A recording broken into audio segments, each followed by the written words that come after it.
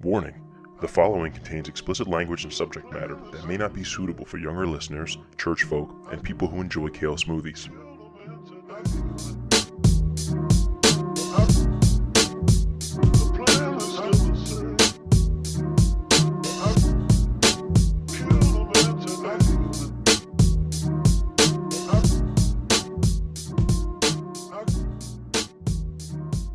Ladies and gentlemen, welcome back to A Pod Amongst Men.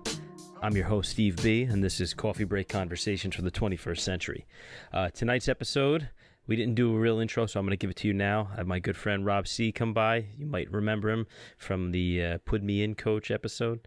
So this week was a little heavy. So just a warning out there. This is we touched on some really, really rough subjects, and it's not for the faint of heart. So we're not going to do the movie clips in the beginning this week, just in the essence of keeping the serious tone that we're going to have this week. But I hope you guys enjoy it. It was, big props to Rob for coming on and talking about the stuff that he did and sharing so much. So we want to make sure we give all the credit in the world to him. And I hope you guys get something out of this, because like I said, this was a heavy one, and it's real. It's real. We hope you enjoy it, and here it is, my conversation with Rob C. Huge blessing. And when we got this, I said, all right, Betty, you can do whatever you want in the house, but the garage is mine. The garage is yours. Yes, and here it is. I mean, but she was pretty cool about it. She didn't make any fuss, and she's supported my nerdiness, as you can see. Well, I mean, it's not like this is something that you're putting to waste. I mean, this is something that when, you look at everything that's come before it, like you're putting this to a use that, you're reaching a bunch of people. Well, I mean, that is obviously the goal. It I can't help but feel a little like cheesy. No, but it's also, you know what a I'm passion. saying, though. No, I understand what you're saying. Like, but I think there's a bunch of people out there who are trying to do what you do just for the sake of being like, oh, I do it, Yeah. No, like when you look at what you've done and the topics you're covering, like you're all over, but it's, I'll say, like credible and important and valid. Well, like it means something. I appreciate that. I don't want it to be just like another bro talk podcast. I mean, not that I have a problem with any of those things, but I feel like there's other people that can do that much better than me. Mm-hmm. And like I'm trying to find something that maybe I can help somebody with, because a podcast is something that helped me. When I was first married, I was a husband and a stepdad all at the same time, and it was like, it was a lot to deal with, and then my whole life changed overnight. It's like life hits you. But it's like everything at once. You don't just get the steps. Yeah. It's like, you ready? Single, everything. Yeah. I don't want to single, everything. They didn't tell us this in health. Yeah, I don't want to drop it down because that sends the wrong message. But you know what I mean, though. And it was just a lot. And I was just trying to find my footing, and it was just hearing other like dads, like regular guys that are around my age, just talk about stuff. I'm like, the same shit happens to me, and it's not a big deal. Well, the big thing about it, like listen to it in all the different episodes, is that there is so much about what you have talked about and the people you've brought onto the show that I feel like so many people can relate to, and relate to in a way that there really isn't an outlet for them, mm-hmm. or a voice for them to relate to. Yeah. Well, I mean, we're regular guys, and what is our outlet? I like to say, like your podcast is kind of like the Declaration of Independence. It's a living document. I was about to just say Nicolas Cage stole it. No. When I'm talking about like founding fathers, when they did the Declaration of Independence, they wrote that saying, guess what? We don't know everything. Yeah. That's why we can amend it. That's a good way of looking at it. I like that. And your podcast is saying, hey, we're going to talk about this week. We're going to talk about this week. We're going to talk about that this week. And we're going to grow from it. Mm-hmm. Well, I mean, I know people always bring up this guy a lot, but Joe Rogan, if there's one thing I would say I've stolen from Joe Rogan, is that he'll openly say, like, listen, I'm a fucking idiot. I don't know what I'm talking about. So why would you listen to me? We're just having a conversation. And I really, really like that. Yeah. The only difference is, like, he's talking to people that are, like, way out there, like movie stars and athletes and all this crazy shit. Like, I like hearing when he's got somebody on the podcast, I like hearing him talk about shit that like everybody goes through, like normal people go through. Most of the people out there, you know what I mean? No, you're like the absolutely people that right. are listening to him, like the shit that we go through every day. Like hear him talk about, when he was young and he worked on a construction site and the fucking weirdos he worked with. Like I enjoy that. Like I see those weirdos every fucking day, But that's the stuff I like, and I feel like there's some of that stuff out there, and there's a lot of it that it's like people have a good idea, but the execution is off. And I'm not some fucking superstar podcaster genius or whatever. Not yet. Not yet, happy. But no, I would like to try my hand at it. You know what I mean? Like I think that I have something to say, and I'm trying to do something positive. Well, hey, I appreciate what you're doing, and the listeners do too. Well, and I've pushed your podcast to friends and also I appreciate that, the listeners, because you know what, you're doing something different. Yeah, I'm just fucking sitting on the couch every weekend watching Netflix, and you know what I mean. Like I'm trying to do something for people, trying to create something, leave a legacy. Yeah, it's a big one. I just finished season 1 of Stranger Things. And you finished the whole season 1? No, yeah, all of season 1 last night. What'd you think? I have so many questions. But see, here's the rule, Steve. All right, because I got my brother. Mm-hmm. Shout out to Frankie. Shout out to Frankie C. Shout out to Frankie C. Is he going to watch this? What's that? Is he going to watch this? Yeah, probably. Yeah. You better watch this shit, Frank. But my goddaughter, his daughter Chloe, is a huge fan of Stranger Things. I've never seen it, and she like ripped into me.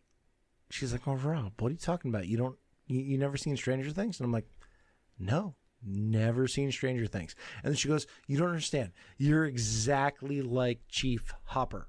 Yeah. I would say that's well, and I'm like, okay, maybe minus some of the harder drinking. You know what I mean? Well, no, it was funny. I'm like, okay. She's like, but I want to watch it together. You've never watched it. I want to watch it together. All right, fine. So like we've done some like pizza nights where it's just we're gonna watch Stranger Things, and I'm not allowed to watch it when they're not around. I'm not allowed to ask questions. Dude, it is hilarious. It's like the first time when you and I watched The Matrix, and I'm asking you questions like, dude, why this, why that? And you're like, dude, stop asking questions. Shut up. I've got my goddaughter yelling at me. How old is she now? She's 12. Yeah. Uncle Rob, stop. Uncle Rob. I like to piss her off, though. Demogorgonzolians, She gets mad. But no, it's a good show, man. It's great. It's a really good show. It's great. All right, so what do you say we get right into this? You know what? Let's do it, all right? Nothing off the table. Let's do it. I'm happy to be here. Welcome back, obviously, Rob C., if you haven't already read it under the screen. Returning guest. I'm happy to be a returning guest. Old friend, too. Very old friend. One of the people I've known the longest. Very old friend. Goes all the way back to the dolphin folder.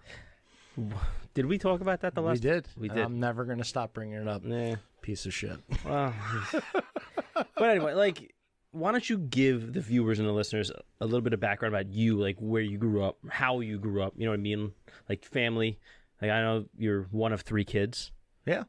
We should mention Frankie C already. Yeah, Frankie C. I'm the youngest of 3. We grew up in Bridgewater, born in Long Island.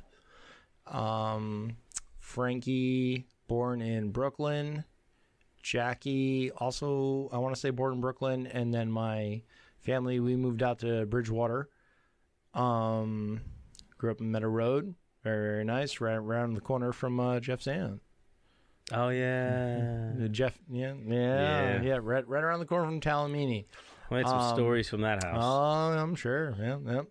I had the big backyard. My brother and I, it's interesting. He and I share the exact same birthday. That's true. We're 5 years apart. March 28th. Mine is 15. Ah, shit. March 13th. It's okay. Who's 28? I don't know. I'm sorry. I don't know. The good thing about podcasts is you can edit it. It's all right. You're looking at bad kung fu movie. No, but it was funny. March 13th. Like I'm not sure the exact times. I want to say that Frankie and I were like 5 years, 2 minutes apart. It was close. I feel like, from what I remember. Mother, Colleen, sweetheart and a half. Oh yeah. Call was a sweetheart and a half. Robert! Yeah, Robert! Oh, God. We used to hang out in the basement, and when she wanted my attention, she would stomp the floor. No, well, you know what it is? You used to, like, take little pokes at her to try to irritate her a little bit. I was that guy. I was that kid. You would just say, like, outrageous things just to see. I was I was on a lot of Ritalin. It was great.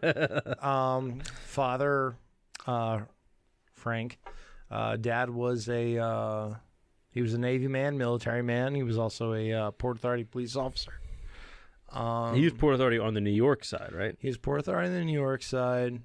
And I think that had a lot to do with what we're going to talk about tonight. I remember so my father came from a long family of, we'll say, New York public servants. His grandfather, so my great-grandfather, Vincent, he looked up to him very, very much, also a New York police officer. Italian family. Oh, yes. It used to be the Irish had those police jobs locked up. Yeah. We were the Italian family. It was great. My mother was Irish, bless her soul. Mm-hmm. Bless her soul. Colleen, she was a sweetheart and a half. Really was? I'm going to say that a bunch, Steve. She was a sweetheart and a half, my mother. If you were lying, I would stop you. Yeah. No, most of my father's family, though, was they were all public servants, pretty much, either police officers or firemen. He was very into respecting and following in the steps of the generation before. Generation before him. Now, which was interesting because his father, Sonny, we called him, or Paw, Grandpa. Paw. Yeah, hey, Paw. Everybody had weird names to their grandparents back in the day. Right? It's just, that's how it came out. Paul was he was a floor carpet layer carpenter, but really, an Italian in construction, living in New York. Go on. No, look at that, right? All grown up in Brooklyn. That was great. But no, so like when you break it down, like so my brother's, or excuse me, not my brother, my uncle. My father's brother. How many siblings did your dad have? So is exactly the same as one of three. Myself. So my father was the oldest, and then Aunt Terry was the middle, and then Chris was the youngest.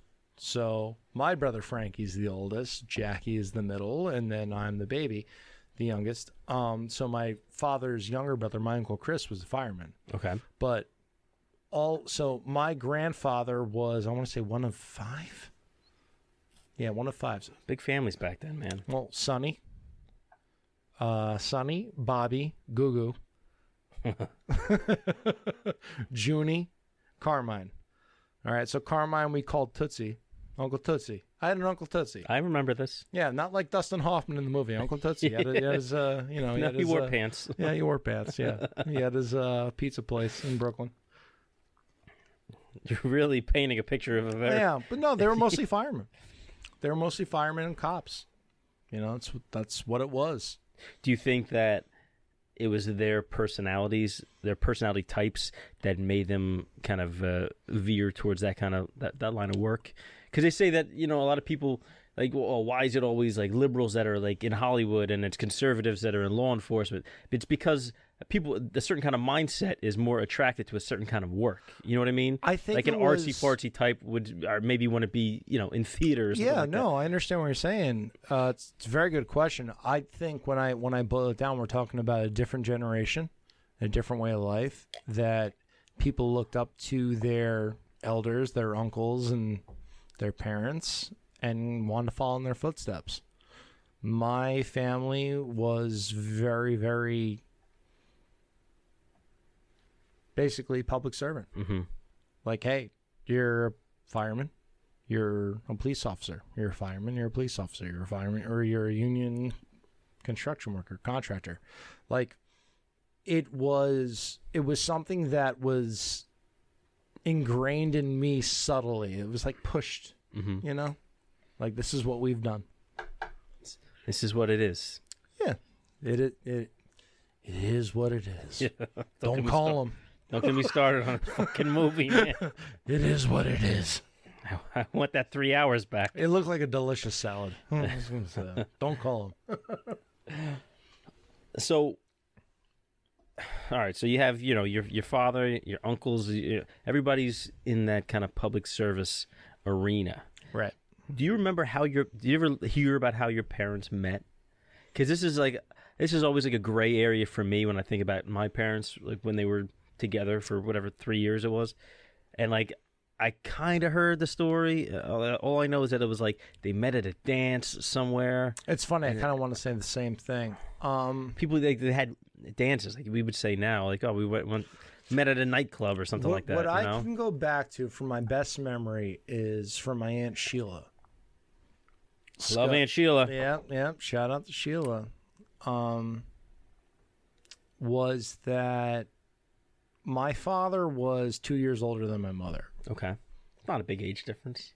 Well, I mean, and especially back then, like it was kind of like, I feel like back then that was kind of the norm. Yeah. And I may be wrong. Sorry. No, I mean, my mom, my biological father, they're same age. Yeah, no, I understand. So, but my mom, my stepdad are 13 years apart. Yeah, shout out to Ralphie. Shout out to Ralphie. There and he is. Robin. There he is. Oh God. Betty asked me if that was Bruce Jenner. I was gonna say, what the hell is that for? Yeah, no, it's Ralphie. No, I don't know about the initial contact or anything like that. I do know from the stories I was told that in the best way I could describe it was that my father was smitten. And who wouldn't be by sweetheart Colleen? Oh, yeah, Colleen. Her and her feminine wiles. We're talking about my mother, Steve. I know. Watch out. I kind of regretted saying that as soon as I finished saying it. No. It's okay. It's okay. I think the best intentions were there from the very beginning. My mother was a interesting, strong, but proud woman. Why do you throw proud in there? She never struck me as someone who was, like someone's a slave to their pride or to their ego. She never struck me as having anything like that. No, when I say proud, I feel like my mother did everything she could for her family. She was proud of her family. My mother, we're fast forwarding a bunch here, but like when we were in high school, senior year, and I was captain of our football team, and we had sucked for so long, and all of a sudden we're good. We sucked for a long time. And my mother was going through radiation and chemotherapy treatments. My mother could barely walk. And my mother was there, front row, every game. My mother was always there to ask, how's Steve doing? Mm. When you came by the house, I mean, and you saw it. You saw it. I saw the progression. When my mother got sick, you saw it. You came through. She was a sweet, sweet woman with an incredible backhand. All right, so let's go back. Backhand. Let's keep with the timeline here. So, yeah, here we go. Mom and Dad, we don't know the story about how they met at all? I want to say it was like some social dance, something like that. Smitten on first, right there down in Brooklyn, and it just went from there. Your mom is from Brooklyn? They both were. Okay. They both were. Yeah. I knew you were born in Long Island. Like Yeah. I wasn't sure exactly where where it falls on the map. Well, and it's funny because of everything that happened. Like when I would ask questions about certain things, I wouldn't really get answers. Isn't it weird? I did the same thing where I get different answers if I ask the question more than once. Well, it's funny because the way everything ended, I kind of understand why I didn't get answers, but at the same time, you probably should give me fucking answers. Yeah, bro. When I used to still talk to my biological father, yeah, I remember him. Like the story changed. Like I said, oh, what are we? You be Italian? Oh, we're Italian and we're Polish. But then years later, that story, oh, we're German also. But then that story went to, oh no, Pop-Pop was stationed in Germany for a while. I was like, so what the fuck is it? Yeah, so now I got to do like a 23andMe just to find. Just tell me. Why can't you just tell me the same thing? Like, why do you have to change the story? Right. I never understood that, but that wasn't even like a relationship thing because as soon as you get into that, when you talk like my parents being divorced for 99% of my life, it was always like you heard You say, "Oh, what happened?" And this one day they tell you one thing, another day they tell you another thing, or it's like one parent tells you one thing, and the other parent tells you the complete opposite. Right, and it was, and you know who you trust a little more. You know what I mean? It was interesting because even when you and I started like hanging out, you know, when you and I started, you know, spend some time together, and I remember saying to you all the time, I'm like, how do you call Ralphie Dad? Yeah, and I didn't get it because what it was like you had, you know, you were in a situation where your mother had divorced from your father, and you had been with Ralphie longer than and that's what you say. You said I've known Ralphie longer than I've known him. I love Ralphie. Oh, Shout out to Ralphie. Love him. Love him. Gives great hugs, man. He's he's been my stepdad since the summer before we started first grade. And the thing was that I didn't get it because everything I saw that was going on at my home, I was like, wait a minute, I don't get it. And it was like an ignorant thing at the time. Well, it's weird. I mean, because not many people call their stepdad dad, especially when they're they have a relationship with their actual father. Right. From my point of view, it was just like I didn't understand. All right, for those of you listening, I'm putting my hands together and I'm separating them. Mm-hmm. You know what I mean? Like, that's what I was like. But at the same time, deep down, I was saying to myself, I wish my parents did that. Yeah. I understand. You know? Yeah, I mean, listen, some people are just, they may want to stay together. They think they're doing the right thing for their family. But in the long run... that's the big thing. So, well, then let's get into this a little bit. So now you guys, parents got 3 kids. They moved to Bridgewater. So explain a little bit what it was like growing up. Because I know you said your dad was a Port Authority. He was a Port Authority cop. And if anybody's listened, make sure you go back and check out the episode we did with Artie Dell. Right.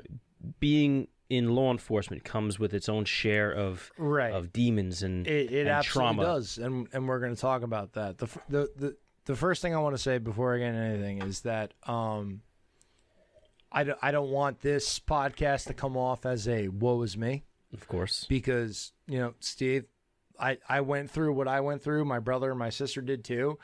And I'm sure there are plenty out there who listen, who we also know personally, that have gone through worse.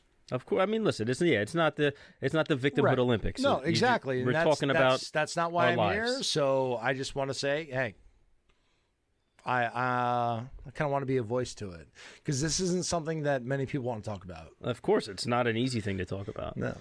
So, in case you guys don't know, we already know kind of where this is going. Yeah, we already kind of know where it's going. Yeah, but so I'm sorry. I have to ask, what was your question again? No, I was just say so. All right, like, so we're fast forwarding now. We're fast forwarding. We live in Bridgewater. Nice. Pop's a cop. Yeah. So what was that like? How do you think that line of work affected him, or how do you think, but how did it? How do you see it affect him? Well, the thing with my father was that my father was, first and foremost, he was a military man. My father was the guy who said, I want to go to Vietnam. That says a lot. And his parents were like, no, you're not going to do that. Yeah, says a lot. So my father joined the Navy. He was a Seabee.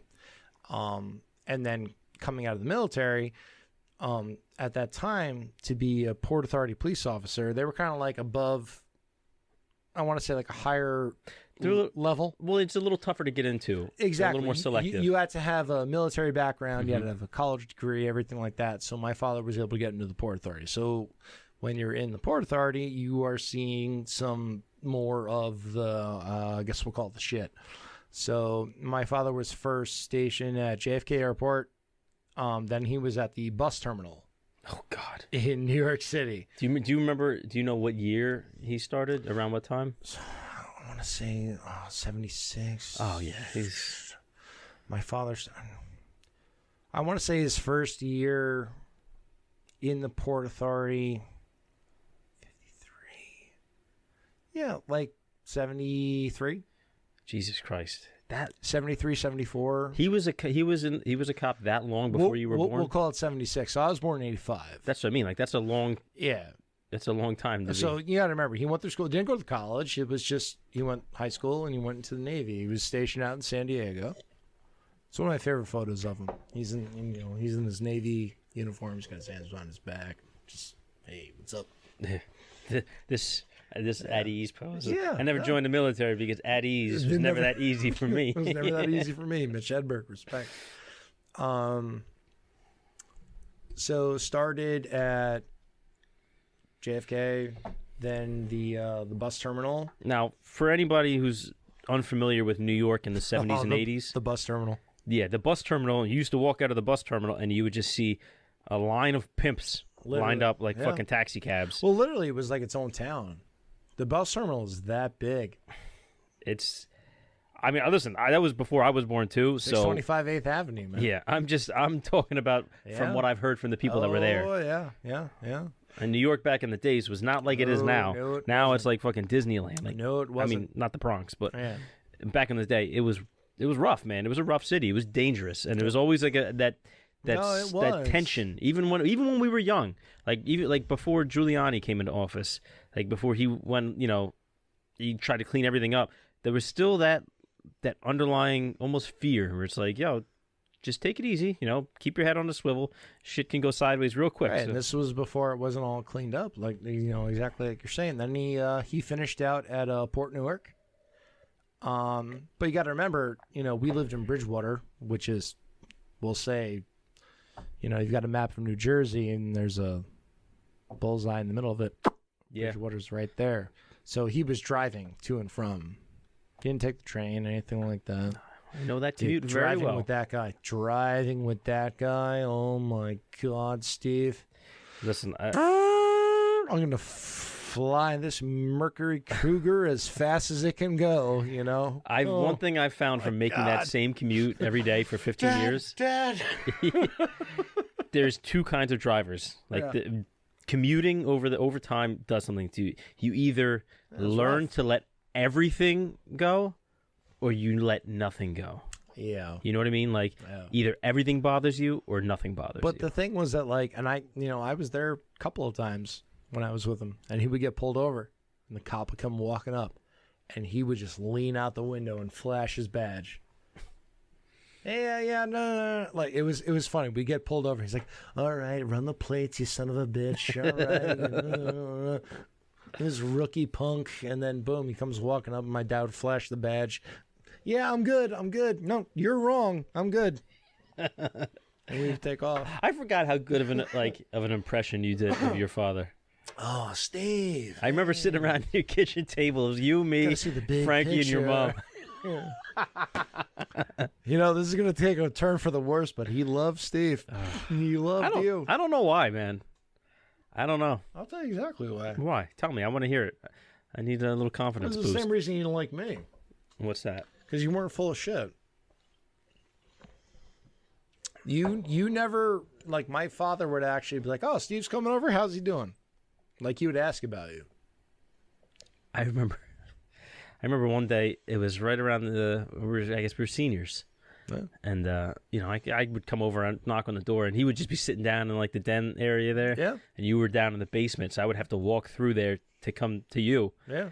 And he's sitting there in his recliner. Yeah. Hey, Stevie, how you doing? He's watching the news on. Yeah, Fox News. Yeah, soldiers invading Iraq. He's all excited. And he's like, Stevie, I tell you, that draft is coming back. Yeah. And I just remember standing there shitting my pants. I'm like, nice I don't want to do Mr. this. C. Yeah. Listen, I just came to talk to your kid, okay? What are you trying to fucking do to me here? Yeah. Unfortunately, that's what he did all day. It was rough. It's funny, you look back on it now, it's like a toxic pattern. Well, and there was a lot of negativity I feel like he surrounded himself with. Yeah, if I can say it that way. Well, yeah, so what was he like at home? It was rough. It was you learn to behave in a way to keep him calm. You know what I mean? If that I know makes exactly. sense. I know exactly what you mean. I'm not going to say certain things. I'm not going to do certain things because all I want to do is make sure he's. We don't want to get him going. We don't want to get him going because when he got going, it was bad.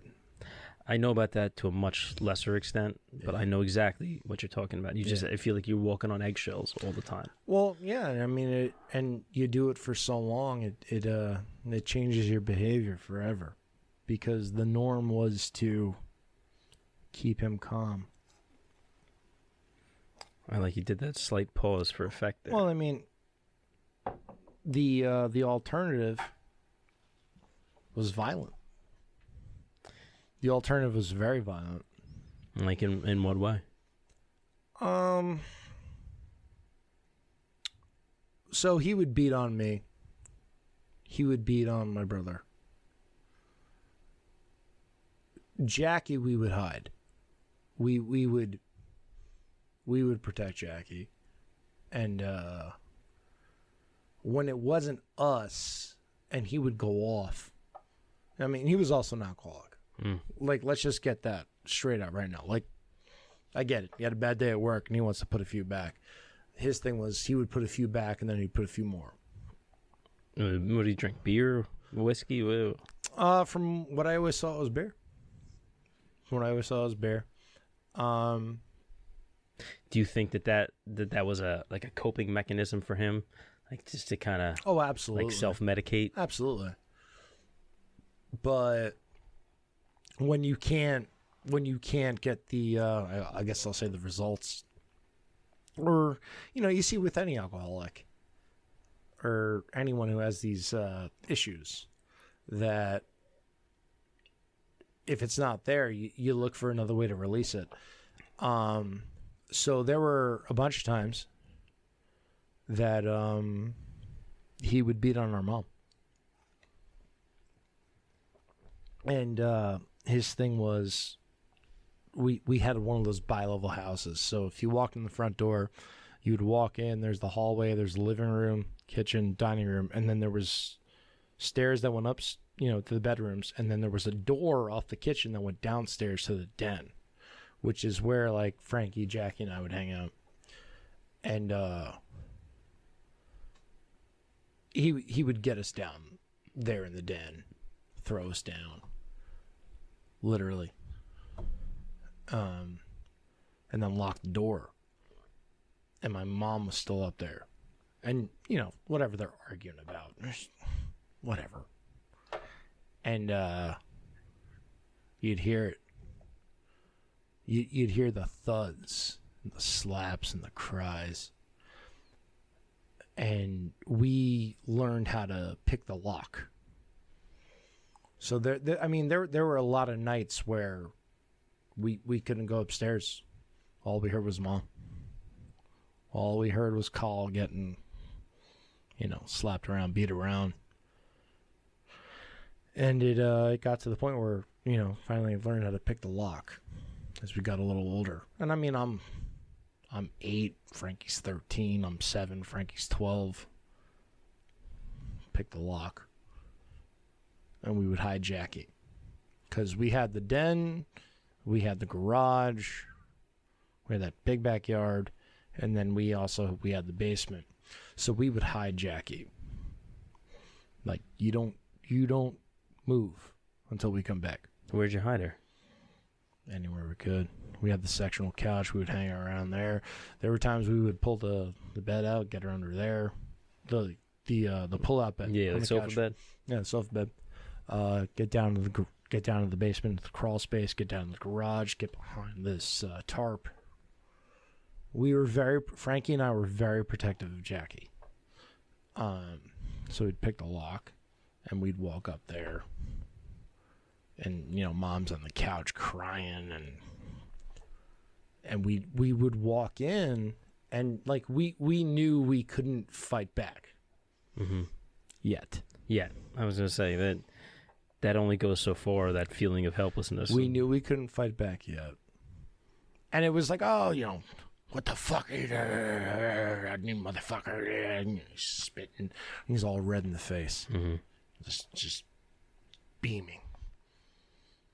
Do you feel like he was one of those guys that, like, really became a different person when he drank? Or do you feel like it was all still him? You know what I mean? Like, some people flip a switch. The thing is that This happened even when he wasn't drinking. That's why. Which, when everything came full circle and we spoke to finally like his parents to let them all in about everything that was going on, and you know, his brother and his sister, they couldn't believe it. They couldn't believe it because it was just something that happened. So like when we would do that, when we would go upstairs and, you know, we'd pick the lock, it was one of those things like, you know, you're a child. Literally, you're a child. I'm there, 7 years old, 8 years old. You're not going to beat on my mother. Fine, beat on me. But you're not going to beat on her. Makes you grow up quick. You know, it makes you grow up real quick. But the thing about it is, Steve, this happened for however long, and you were one of the people that really didn't see it. And that's not a shot on you. No, I know. Because part of what we were conditioned to do from our mother was you can't say anything. You have to protect his job. We have to protect Daddy's job because he's a cop. And that is something that caused a lot of problems even more going forward. Well, I remember when you first told me. Yeah. It fucking completely blew my mind. Yeah. Completely blew my mind. Yeah. Because I mean, up until then, I'd only ever seen that in like movies. Yeah. I'd never really known anyone who lived through that. Well, and that's the thing. How do you talk about it? You know, it wasn't like, you know, think about like when we grew up. It wasn't like I can go into an AOL chat room to talk about it. It was just, we were conditioned to think that it was normal. That's the best way I could describe it. We were conditioned to think that it was normal. And it's kind of like when you see these stories about women who are with an abusive husband and don't leave them. Well, why don't they leave them? Because they're made to think that there'll be nothing without them. There'll be nothing without the abuser. The abuser just shames them, puts them down, everything like that. And what was so crazy about our situation was that our mother was getting so abused, and then we would step in, Frankie and I, to take the abuse so that she wouldn't. But then she was saying, we can't, no, we can't say anything. You know, we got to protect it. We got to, you know, Daddy's job. He didn't mean it. And you're a kid. It's your mother. It's your like, what am I going to do? I would say your mom didn't work, right? No, Mom was a nurse. Well, I don't. Mom was a pediatric nurse. I always just like, what was her explanation going into work with, like, you know, after one of these incidents, bruised up? I'm assuming he wouldn't touch her face. He's a cop. And I want to say this right now. I have all the respect in the world for our boys in blue. I support them. I donate them. I love policemen. I absolutely love them. I will support them forever. But when it finally came time for us to do what we did, well, there was an incident. Well, I mean, as much as we could say, you know, we support police and all this stuff, this is far from, you know. Well, it's a unique. It's not a unique case. You know what I mean? I feel like my I feel like my story is it's different from what most people would come here to talk to you about. Well, I mean, it may be different for topics on the show, but as far as I mean, police, in general, if we're talking about the whole cycle here. But I'm saying, like, we're talking about police though. Like, I don't think that's an anomaly. You know what I mean? Between the drinking, it was interesting because when everything finally came to head. And then I spoke to them. I knew my father's cop friends. What do you mean, Rob? What are you talking about? We had no idea. Did you believe it? No. Nah. I didn't believe it. It was, you know, it's funny. We're movie guys. That's an understatement. When I think about the way I grew up and hearing about, I did this weekend with my father, and I did this and I did that. I always wanted that. I always wanted those things. I think back to that scene in Indiana Jones and the Last Crusade. Okay. When they're on the Zeppelin. Mm-hmm. And it's Harrison Ford and Sean Connery, and he's like, I can't remember the last time we were able to sit down and have a drink together and talk. And Dr. Henry Jones. Yeah. What do you want to talk about? Oh, Dad, it was Jones. It was a lonely way to grow up. Did I ever give you a problem, tell you to wash your ears, do your homework, or anything like that? And it's something like I look at that and I think back to that. When I think about the personal experience was that I remember playing catch one time with my father. I was 12 years old. And it was probably the most uncomfortable, like 20 minutes of my life. Jesus. Because I would play baseball. I would play baseball all the time in the backyard with my brother, with Frankie. It was so weird because everything that was going on, it was like every now and then he would try to, I'm going to try and make up for everything. It's not like when you play World of Warcraft, you can't XP and level up, 5 levels in 20 minutes. Mm-hmm. No, you got to do your work. Takes time. And by that time, especially when you're working from a negative, trying to work uphill. And the thing was that it was always defensive because it changed my behavior around him to just be whatever I'm going to do to keep him even playing. And then when, my mom got sick, and it didn't stop, that's when it took off. So let's take a step back for a minute. Yeah. When you and Frankie and Jackie started to get a little older, right? How did this whole dynamic change? The dynamic changed because Frankie was finally taking the lead and standing up. Mm-hmm. It's not easy being, the oldest. No. I can only imagine in a situation like that. I can't. I mean, and you know Frankie. I know Frankie very well. Frankie will give you the shirt off his back right now. That's why we love him. That's why we love Frankie. He maybe he wouldn't if it was a Michigan jersey, but no, he would. Yeah, I know. He would. Guy loves Michigan though. It depends who's on the jersey. Is it? I think he's crazy Michigan fans. Is it Dawkins? Dawkins. There's a lot of inside jokes. There's plenty inside. No, there's plenty. And hey, a lot of years of inside jokes. Listen, I'm going to plug jokes in here as much as I can to help the podcast. To keep it funny. Did you say the piecast? Yeah. Is it heavy and cream? Heavy and cream. Sorry. Anyway, continue.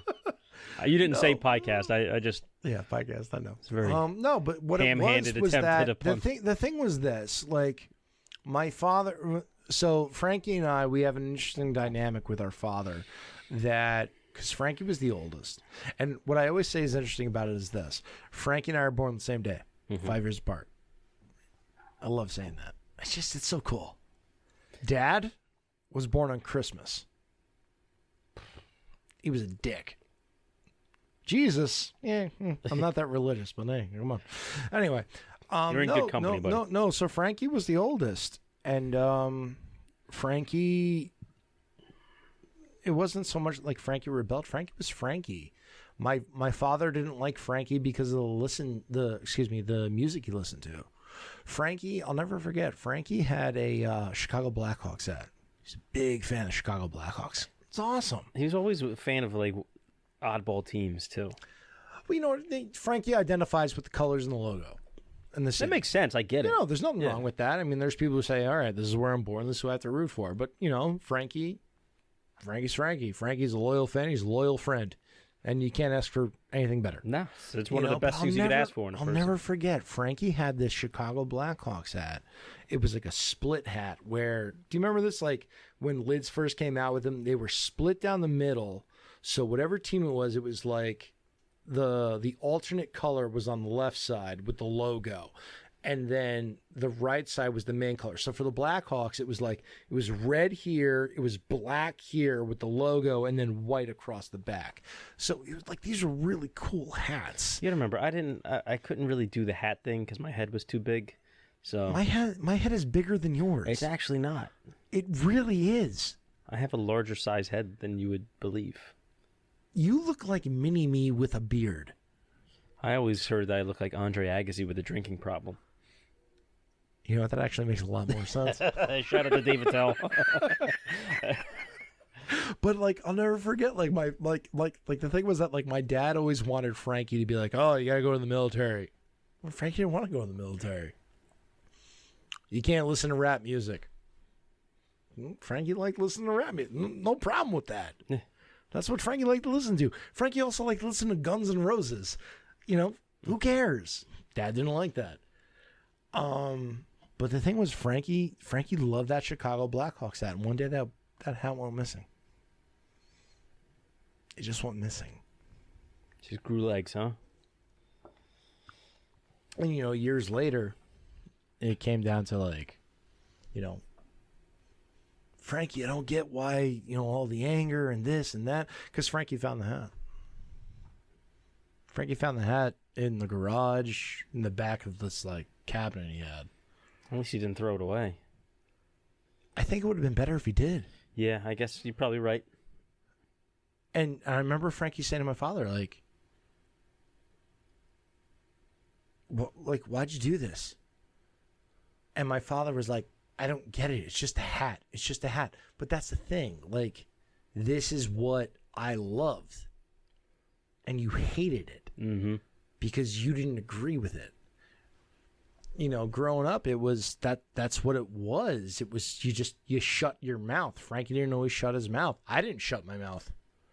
Let's take a second to pick apart what you just said. Okay. Because this is something that's like huge. It's immense, especially when it comes to raising kids. Yeah. And you really hit on something there. That was something he loved, and your dad hated it. And it's something that it came full circle, I want to say 10 years later. But that's it, why like, I said, like, just throw it away. But it's something that it wasn't hurting anyone. He wasn't doing anything wrong. Exactly. It was just something that he really loved. Exactly. And just because your dad didn't agree with it, he hated it. Exactly. And he took it from him. Exactly. Thinking, oh, it's just a hat. But it's not about the hat specifically. It's about the whole dynamic going on there. There's a lot of things happening. It's like you're completely overlooking the fact that this is something your son actually cares about, whether or not you think it's stupid or you know, whatever. The fact that you're actively trying to prevent him from going after something he has passion for, you don't realize what you're setting up there. You know what I mean? And I feel like it's like, no matter how conscious we are of that kind of thing, or how much thought we put into, you know, child rearing and all this bullshit, that's an easy mistake to make. Because when you're in that position, and I'm not trying to make excuses for your dad. No. I'm just saying now, like, this is something I noticed. Like, it could be something as stupid as, you know, as Ty playing Roblox. Like, I think he wants me to play these games with him. Let him get creative, man. I think they're the dumbest games. But it's like, he loves them. And no matter how dumb I think they are, it means something to him. In his little, you know, 9-year-old mind, like, that's something he really loves. And even though, yeah, it's just a stupid game. It's just a stupid hat. To him, that really matters. And the thing about it it is, is, easy for us as adults to lose sight of that. Right. And you know, we were athletes because, you know, sports were released, but you look at the psychosocial aspects of it, it was this. Ready? He's a Blackhawks fan. Okay? Whether we had a great day at home or not, they played a game 7 p.m. every night, 3 p.m. on the weekends. It's like the basis for, like, I guess you could say it like hooliganism. Like, fine, I'm a hooligan for the Raiders and Michigan and the Islanders. You know, that's why people make these identifications and connections with their sports teams. Mm-hmm. It's as simple as that. Because when you were in the position that we were looking for something that was a constant pleasure. Mm-hmm. Because even if they lost, guess what? There's another game. Mm. It was very, it was difficult, you know, and Frankie went through a lot of it. And my thing was that I always say, like, I went through the most of it. And I saw the most of it and the worst of it, I feel like, firsthand. I mean, my brother and him got in a... I'll say right now, he tried to kill my brother multiple times. Multiple times. Drunk one day, ripped into him on the garage. And I remember he was on top of my brother. And he had his hand over his throat. And just spitting anger. Literally spitting, his face red as hell, with his hand on his throat. I'll fucking kill you. I'm gonna fucking kill you. Literally, just saying, I'll fucking kill you. I'll never forget, the garage door opened up and there was my mom. She stood there, she pissed her pants. You know, and here I am trying to get him off him. Can't say anything. Gotta protect that shop. He didn't mean it. So we protected Jackie. And, you know, he has his issues. She has her issues. I have my issues. But it was rough. It was, you know, like I said, it was a lonely way to grow up. It was a difficult way to grow up. So we have, it's funny because you got me a job working for your brother when we were in high school. He was a dick. No, he really wasn't. No, I know. he was good because he like kept us. You got to work. Yeah, no, he wanted what he wanted, and he had to follow orders. That's but right. He was a great worked boss. at KB Toys. That's why he was a dick. Yeah. He was a great. He boss. was a good boss, but That's he was strict and fun at the same time. He was. If that makes any sense. No, he absolutely was. But I have, you know, me and you were so close. And then through that job, I became close with Frankie as well. Yeah. So it's like I had two different avenues into, you know, my relationship with your family. And you had no idea what was really going on. But I know because each of you individually has told me stories. Yeah. And I know because both of those stories have, you know, corroborated with one another. Yeah. It was you know, rough. The stories haven't changed over the years. But I don't really know where I was going with that. I know, like, Frankie, when he moved out, he left the house. Frankie left pretty young, and he had to. No, and he had to. And I, you know, he and we butted heads about it for a bit, but I understand why. Mm-hmm. I understood why. I think knowing him, him telling me that, like, I had so much respect that he left. What was it, like 18? Yeah. He was young. Yeah. But I had so much respect for him. I was like, God damn, like that must have been fucking hard. Like, and I was like 23 when I moved out. Yeah. Like I mean, there's not really anything to brag about, but it was like, that was always something I think subconsciously that had an impact on me. And it wasn't like Frankie was just like, you know, I'm sick of this. Frankie tried. Yeah. Frankie was the voice many, many times where we would have these, like, you know, family arguments, and I'm breaking down in tears. My mom was, or whatever, and Frankie would, even after Frankie left, Frankie would show up, and it was always my job, and I get it, and be like, go get him. And this is what was always so fucked up. It was like, Dad, I need you to come downstairs. Why? We just got to talk to you. And what? What? Why? What are we talking about? I don't get it. Why are we talking about it?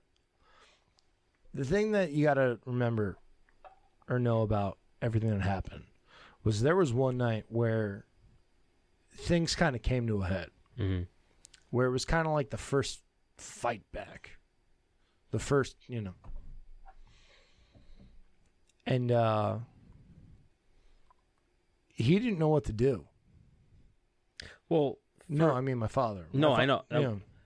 But even in high school, like, you were not a small kid. You're not a small guy. Nope. And that's the thing, because the thing was that, like, anytime, like, we would have these arguments, he would say, all right, got to remember there were guns in the house. I'm going to go upstairs right now and blow my fucking brains out. He would say that. There were times, like, when I knew it was happening where we were going to have the argument, I would try and hide the guns.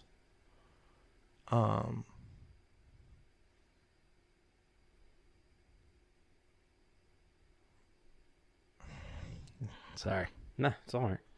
You know, it's just...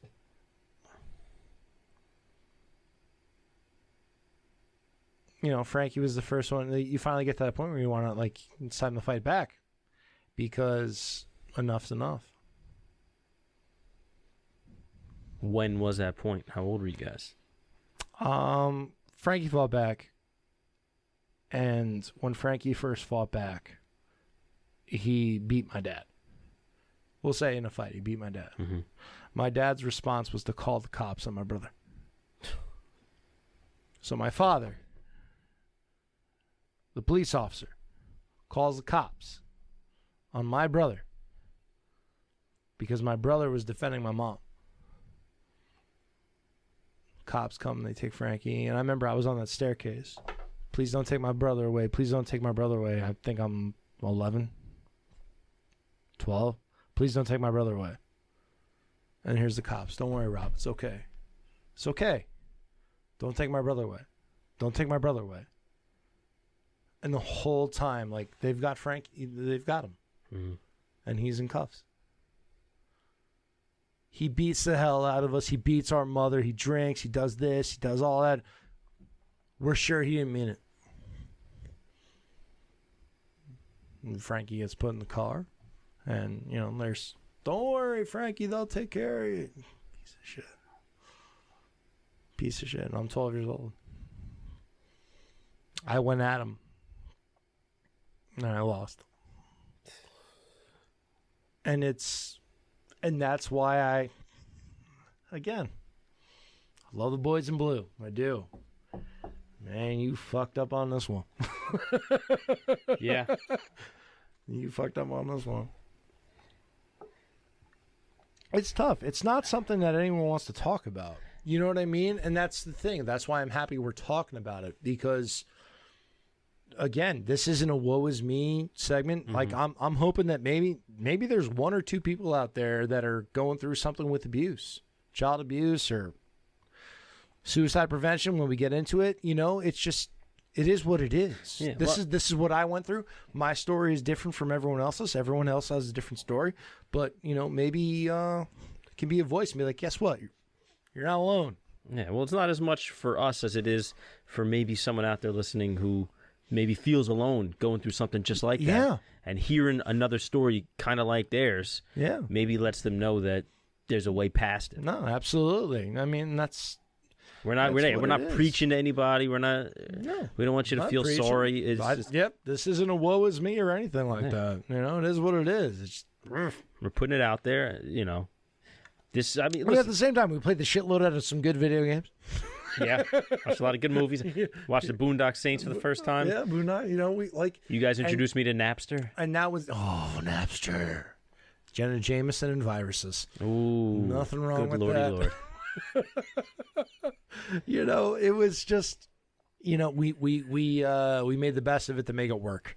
Mm-hmm. You know what I mean? Because the entire, and that's the thing I keep coming back to, we were like conditioned the entire time that was like, you don't talk about this. And here I am, I'm sitting in school and I'm hearing these things, you know, if this is going on, come and talk to this one. This is going on, come talk to so-and-so.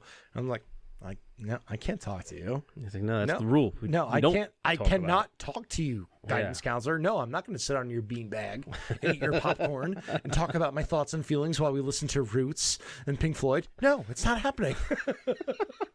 Like, I'm sorry. Sit on your beanbag. Oh, dude, that's what happens now. I know. It's been happening. I see it firsthand. It's great. So, like, let's fast forward now. There we go. Me and you were in high school. We're in high school. Okay. This is post Bridgewater Red Middle School wrestling team. This is, you know, now you've transitioned onto football. That's right. So, Mom got sick. Mom got sick. Mom got diagnosed when I was 14. Mom got diagnosed with colon, kidney, and lung cancer all at the same time. All right? And I mean this in the most loving way. My mom was a tough bitch. She was. Yeah. Yeah. That's a literal gut punch. Those three things all at once is, Yeah. you know, it wasn't easy. And you know, like I said, No. I was there. I saw her struggling, and she kept fighting. No, she kept fighting. I mean, it got to the point, you know, you're talking multiple surgeries, you're talking radiation treatments, you're talking chemotherapy, you're talking colostomy bag, which is, you know, she couldn't go to the bathroom anymore, so she has a bag on the side of her. Then we got rid of the colostomy bag, and this is going all through high school, through my first 3 years of actually all of my years of college. It got to the point where the chemotherapy and the radiation pretty much shot my mom to shit. I mean, she was alive and she was alert and she could talk to us, everything like that, but her legs and everything were gone. So we had to turn the upstairs dining room pretty much into a hospice room. They gave my mom, I want to say like 14 months. And Call being, I love her to death, my mom. Oh, God, Steve, she was great, wasn't she, man? She really was. She really was. I remember at Frankie's wedding. Oh, she was great. I remember Frankie's wedding. She was in the chair. Yeah. And Frankie, for the mother and son dance, he played Ozzy. Mom coming home. Mom coming home.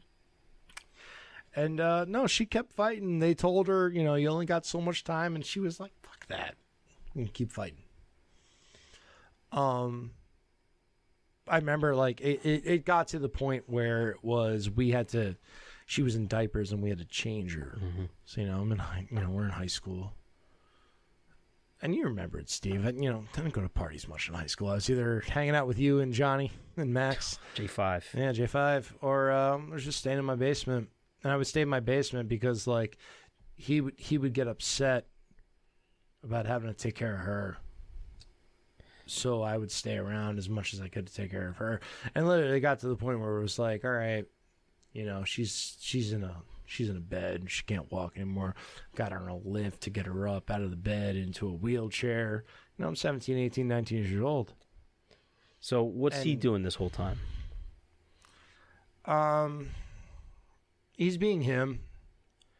And every now and then I'd be like, you know, why is there a bruise on her face? Oh, she fell.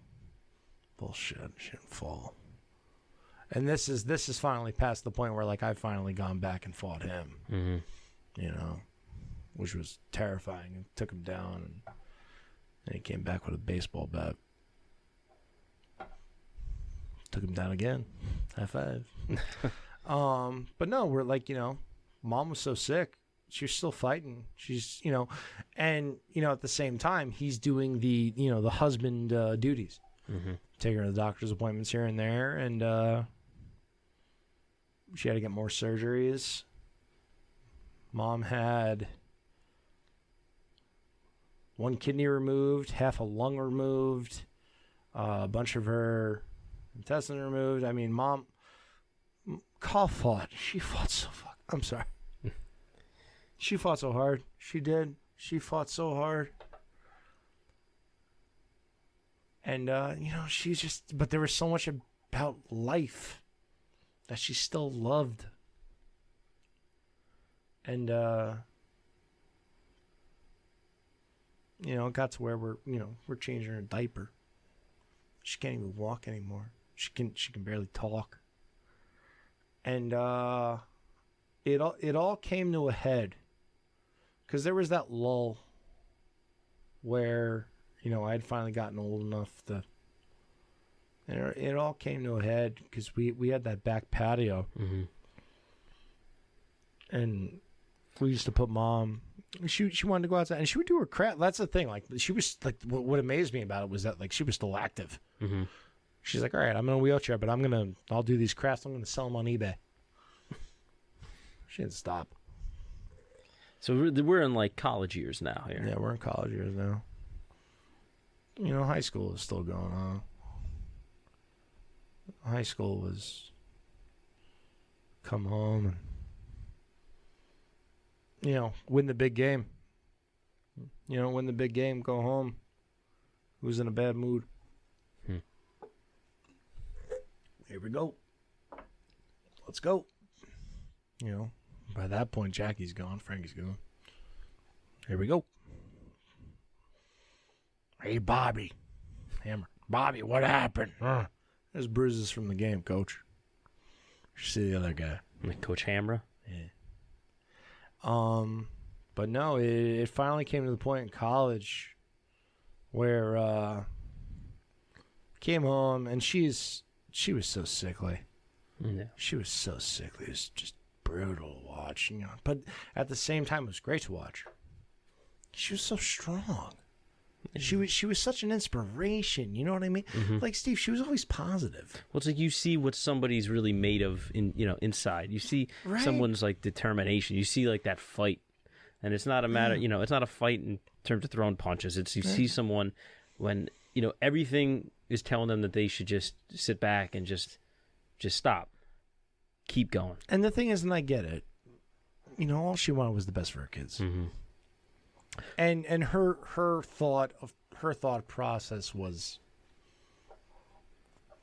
she thought it was the best for her kid. I mean, we prayed. We said, "Hey, leave him, go." Da, da, da.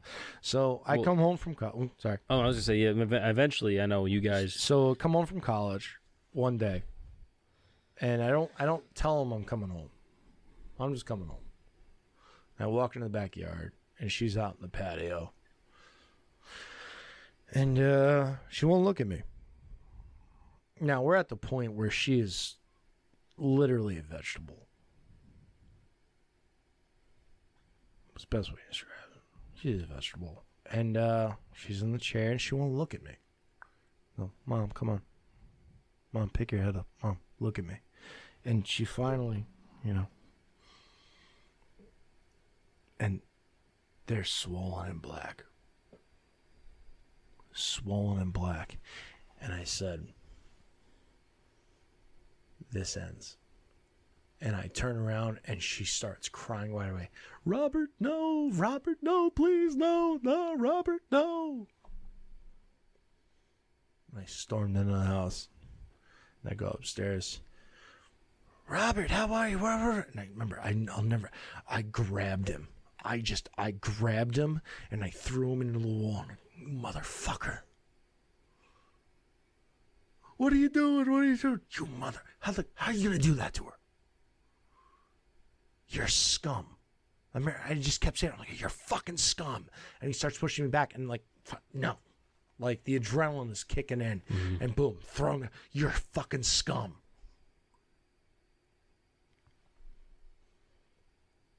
She can't even walk. She can't move. She can't feed herself, and he's beating her. It's not much of an excuse for that, No, there's none, and that's where it went to from there. So basically, and what it came to from there was I got on the phone. I called Frankie. I called Jackie. And we went to the Bridgewater police station, and we spoke to an officer.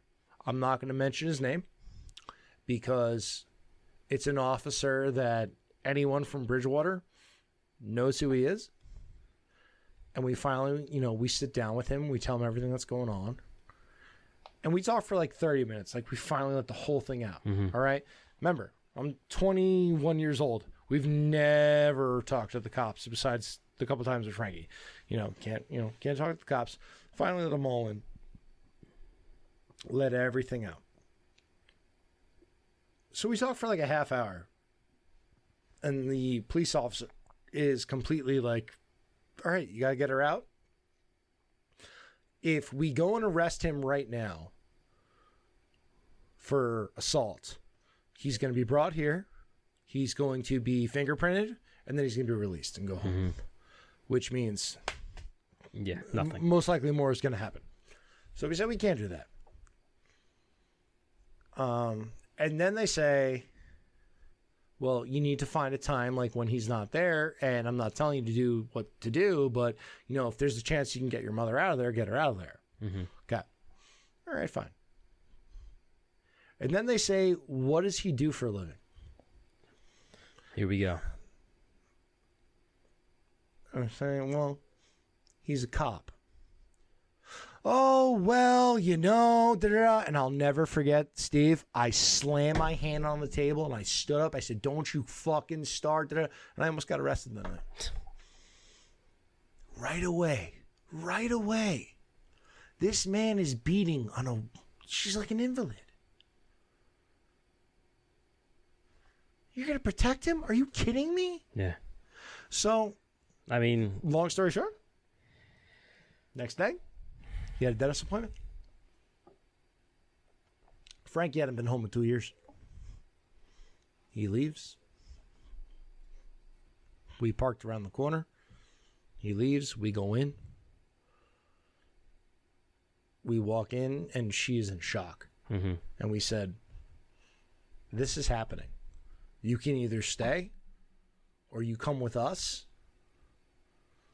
and that's it. If you stay, we're gone. We finally had to put her to the ultimatum. Yeah. Like, we're going to take care of you. Either you come with us or you don't. She said, okay. This is the first time she'd seen Frankie in like 2 years. Well, I think my stars for Frankie, and he's done so much. But I think it's a testament to how much she loves you guys. Is that even in that situation where over all these years she's been, abused and manipulated and emotionally abused to stay in that for the sake of her kids. Like right. She chose you over right. Over right. all that conditioning. You know what I mean? Right. So what happened was we pretty much we take her from there. We took her away to a safe place. We get in contact with a lawyer, and long story short, like, now everything is coming out. mm-hmm. I'm 20 at the time. 20, 21? I'm 20 when it starts, I think. Oh, all right. 21. So everything is, now it's out in the open. No, you're right. It's 20 because this is, oh yeah, okay.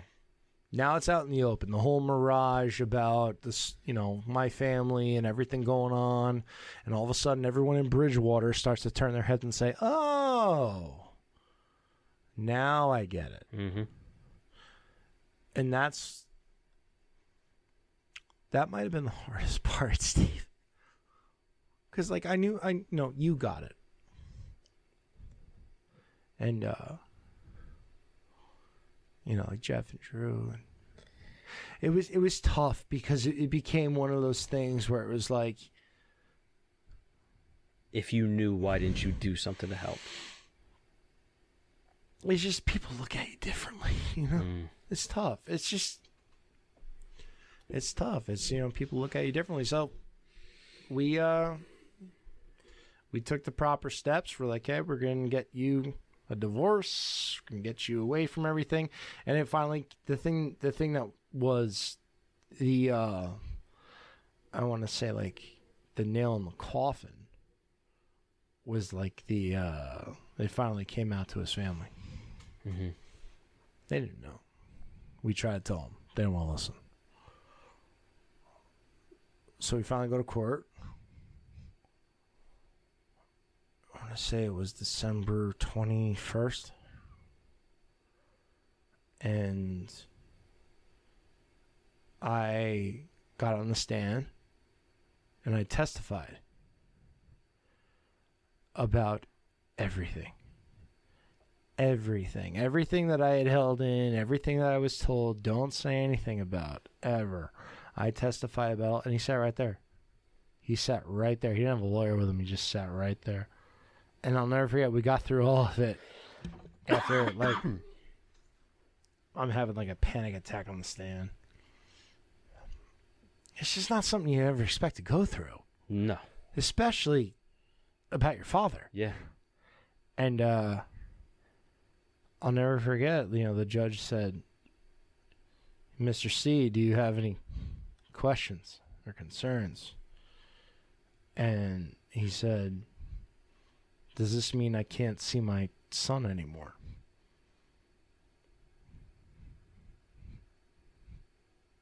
And the judge said, "You have much bigger issues to think about."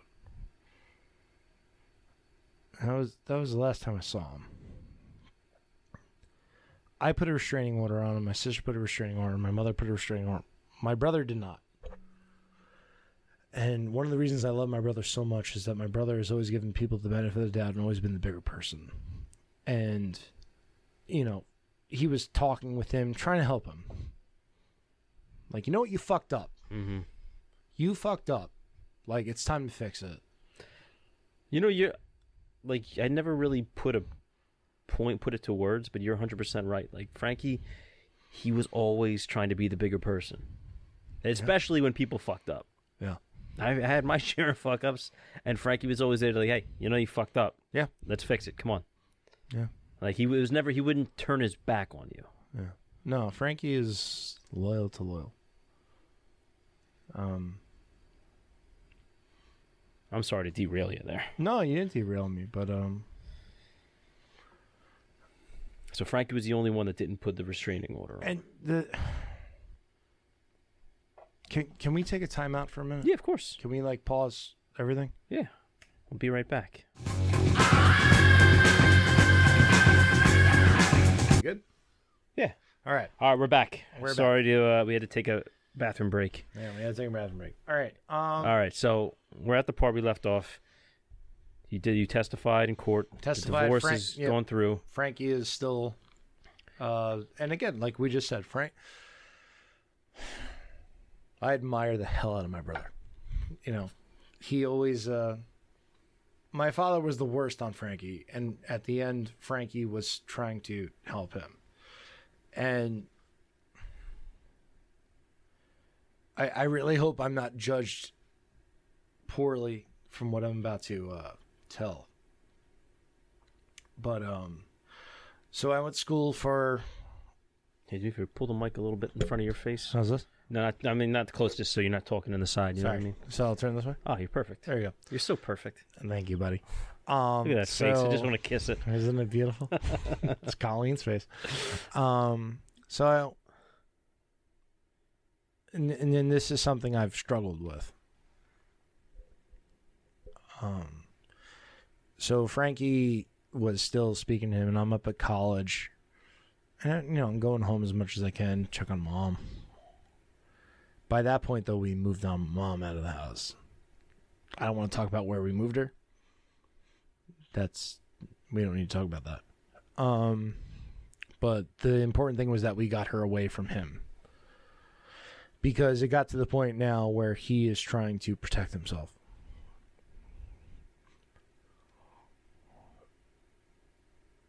When everything finished with the courts, it was like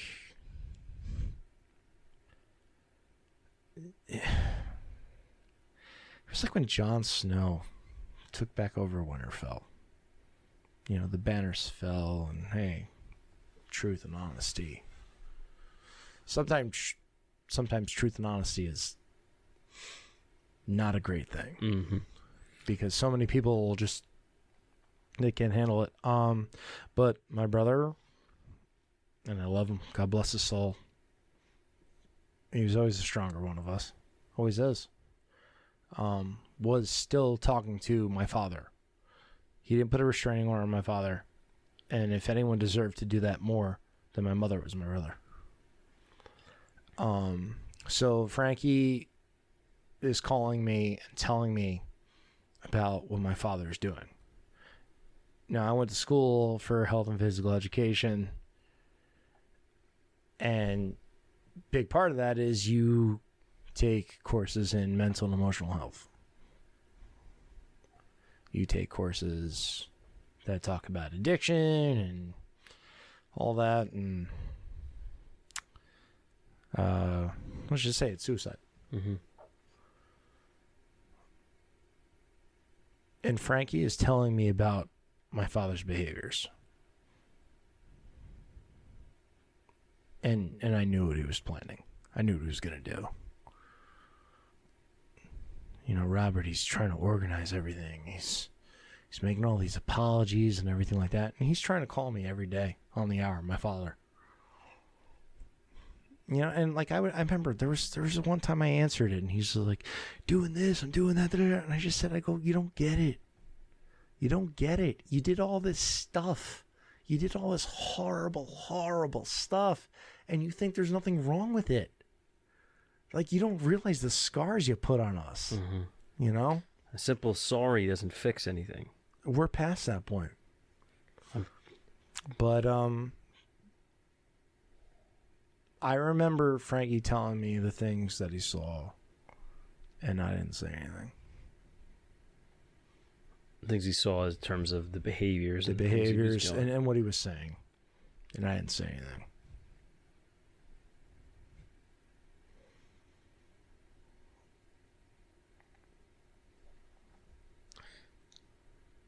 So now... Because I know what's coming. Yeah. You know, I know what's coming. And I'll never... You know, Frankie spoke to him on Christmas Eve. And then he's calling me. He's like, you know, I haven't heard from him. Whatever.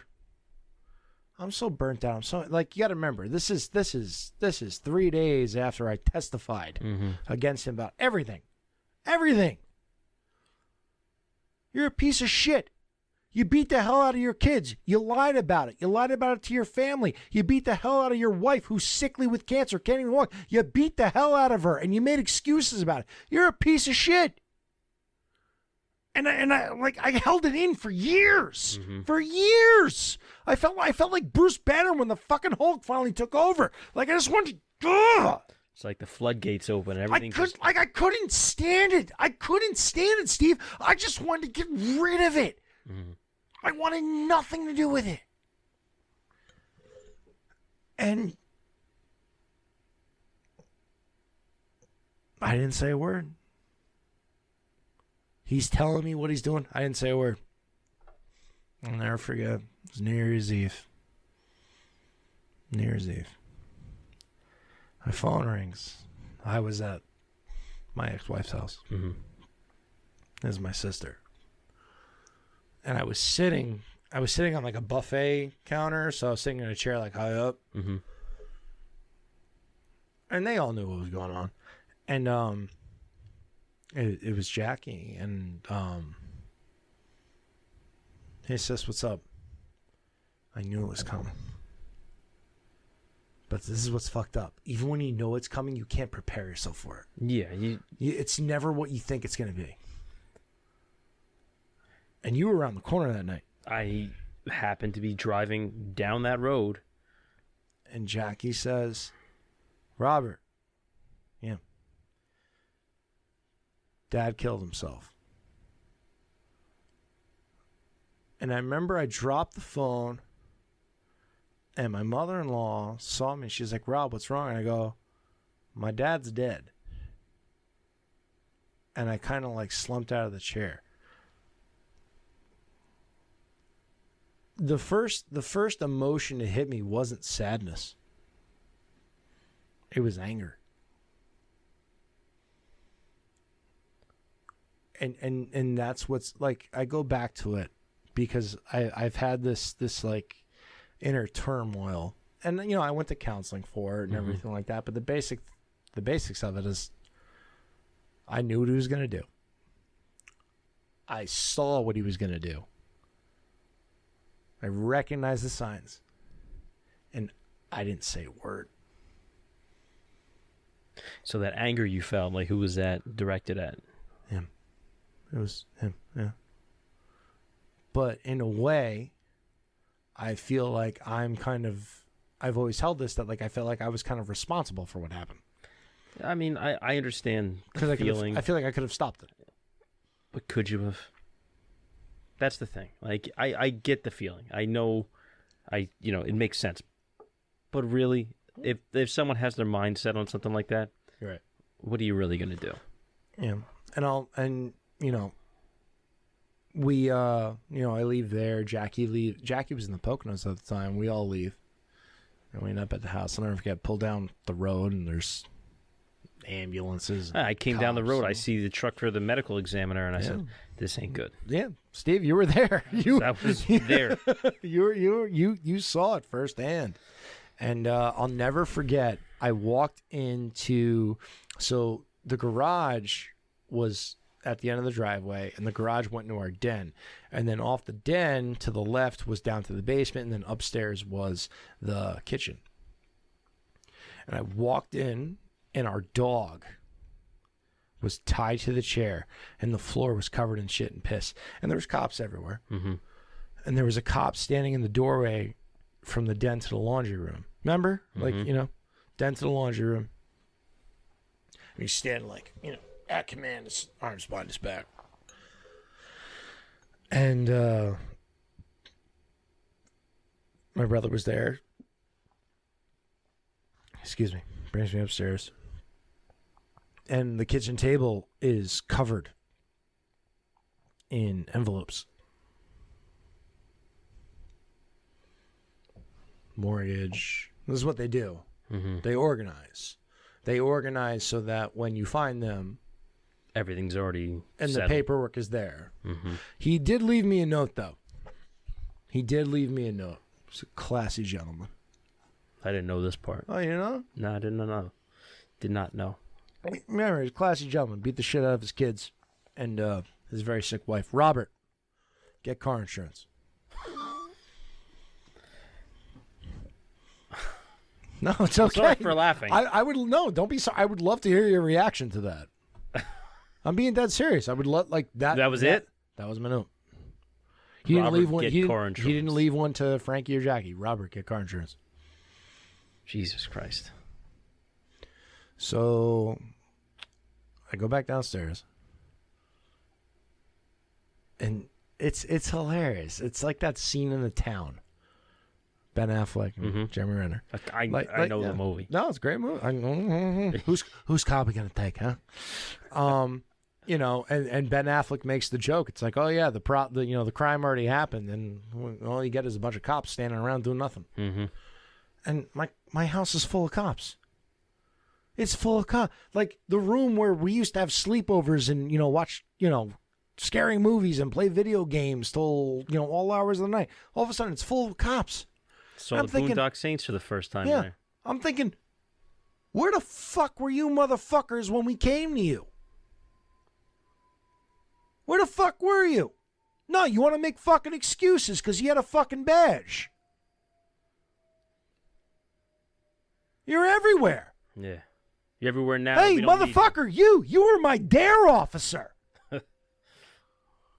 You piece of shit. You were the one who told us to do what we did. So I say, get out of the way. Let me see him.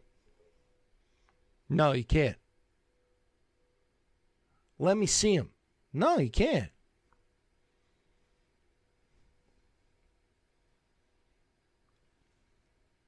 Did you? They wouldn't let me. I tried. So what? When they found him, it was Frankie that found him, right? Frankie went to the house because he hadn't heard from Dad for a few days. Frankie went through the garage. The front door was open with the key in it, which caused a problem. Mm-hmm. Kind of.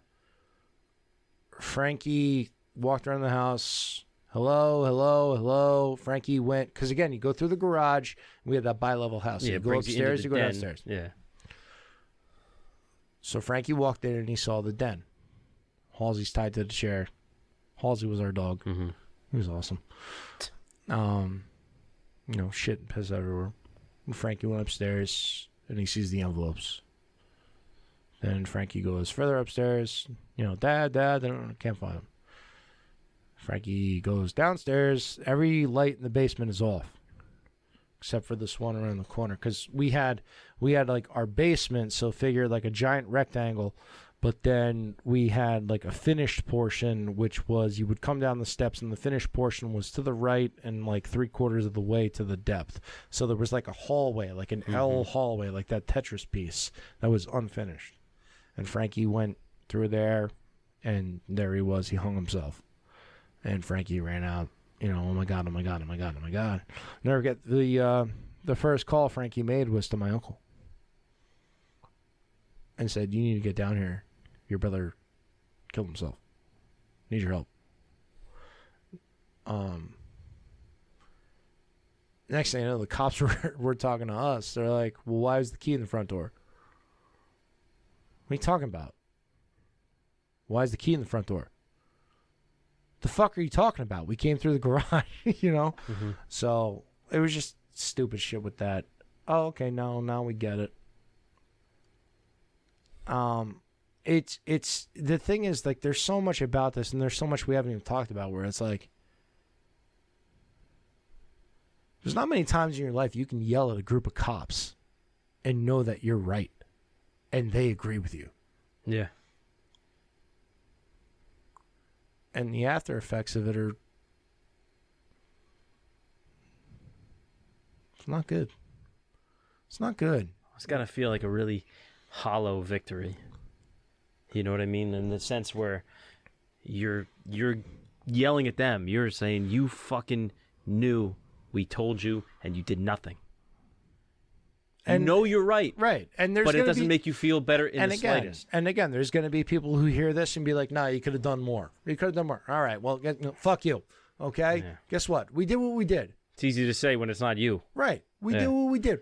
Because at the same time, we're trying to protect our mother. This woman is so sick. So sick. And guess what? Everything, like protect his job, everything like that, it was all for nothing. It was all for nothing. And it's just tough. It's just because there's so much from it. Like, my nieces and nephews don't know that. So my father kills himself. My mother dies a year later. I graduate college. She dies 2 weeks later. Mm-hmm. You know, and there's so much. Like, my sister has 3 beautiful children. 3 beautiful children. They don't know their grandparents. But isn't there a part of you that kind of feels like maybe they're better off? Yes, they're better off. But see, here's the thing, Steve. When they ask, what do you say? Yeah. It's tough. It's very difficult. And you know what? I just want to throw this in real quick. Listen. Again, my story is my story. I saw the signs and I said nothing. All right. If you know anyone out there, your personal life, friends that are possibly thinking about suicide prevention hotline, 1-800-273-8255, victims of domestic violence. All right. Anything, children, spouses, whatever, 1-800-799-7233. These are people that will work to get you the help and support you need. We're going to give these numbers again at the end of the episode. We'll give it again.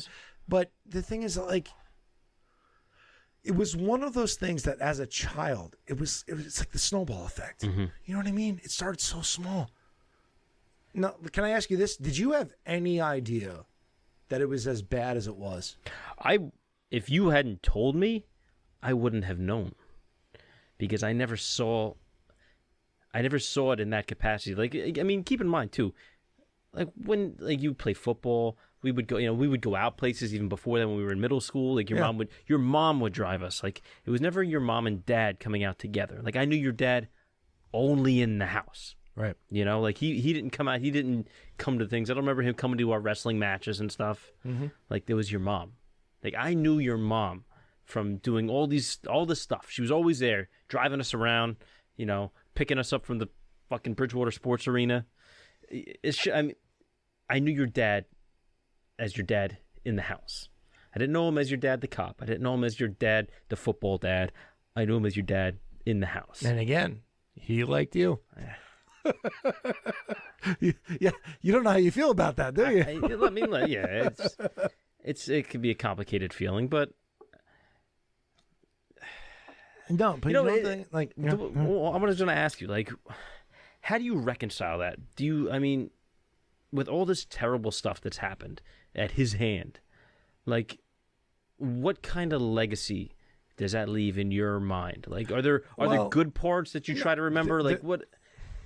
How does that all mesh together? Well, you mean like good parts with me and him? Yeah, like, or like good parts on like my life now? Well, no, I mean like good parts in your memories of your dad.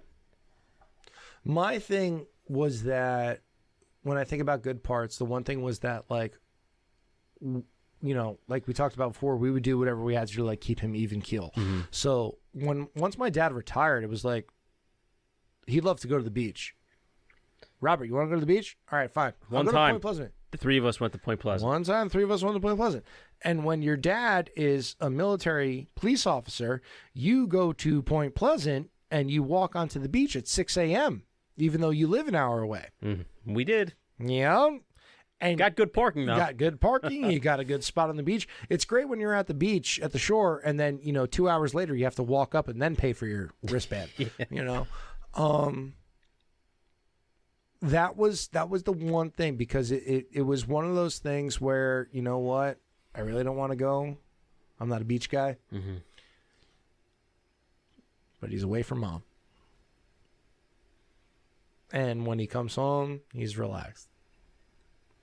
But thinking about it now, I mean, there's good and bad from it. I mean, the bad from it is I still have nightmares. I mean, I have those nightmares. You ever have those nightmares where, like, you're being chased by someone and it's like you feel like your legs weigh like 500 pounds or you're walking through the swamp? Listen, you're talking to somebody who had horrific night terrors as a little kid. There you go. I know. Yeah. I get it. Yeah. But, I mean... My poor mother never slept until I was like 15 years old. I bet. I mean, the other part of it, the positive, it's kind of like a blessing and a curse. Is like when I hear, I mean, you know me, I've got probably one of the most vulgar senses of humor. Yeah, I mean, you got a big mouth. I give you that. That's always been one of your. Well, because my whole thing is that, like, I hear people bitch and moan about problems and everything, and I'm just like, you have no idea. You have no idea. And again, I'm sure there's people out there who've been through worse than I have, but it's like it kind of shapes you into you start to appreciate what's really important. You know, I know what not to do around kids. Yeah, that's for sure. That's one of the things that I wanted to talk about, was having such a pristine model of what you don't want to do. What you don't want to do. Like, I mean, I had that myself, not clearly not to the same extent, but you know, we all have our own. And again, we all walk our path. But yeah, as many good memories as I have of my dad, I have just as many bad ones, and the bad ones are way more instructive in terms of I don't want to do that. And this is something that I've talked about on the show. I'm sure you've heard before. Is that as we get older, we're either going to repeat the same mistakes of our parents' generation, of our parents and whatever, or we're going to learn from them. It's going to be one or the other. Right. You either evolve or repeat. And I made a decision for myself at a young age.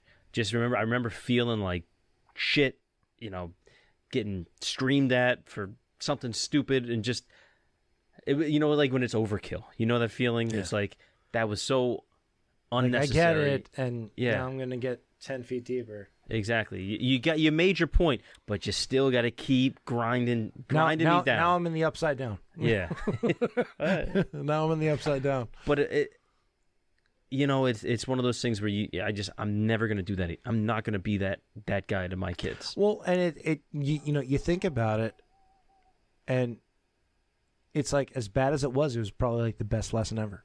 Yeah. And it really was, because again, it's going to try and find the positive and everything. But really, like, you know, I see the way you are with Tyler. Mm-hmm. It's wonderful. It's wonderful. And kudos to you.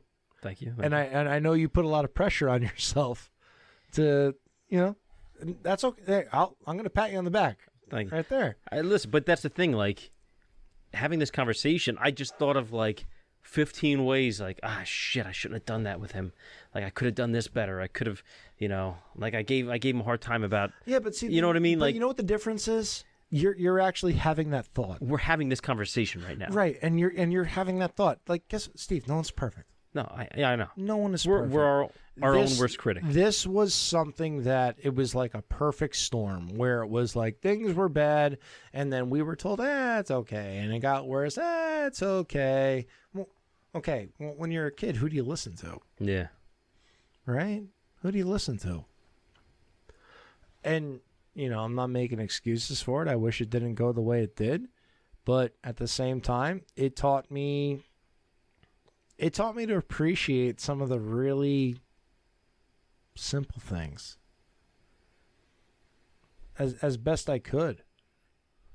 And I'm happy about that. Because the way I am today is a part of that. I'm not ashamed of what happened. I'm open to talk about it. I got the shit kicked out of me a lot. I pissed my pants out of fear. I have nightmares about it. But that's me. Like, that's what happened. Mm-hmm. And it could have been so much worse.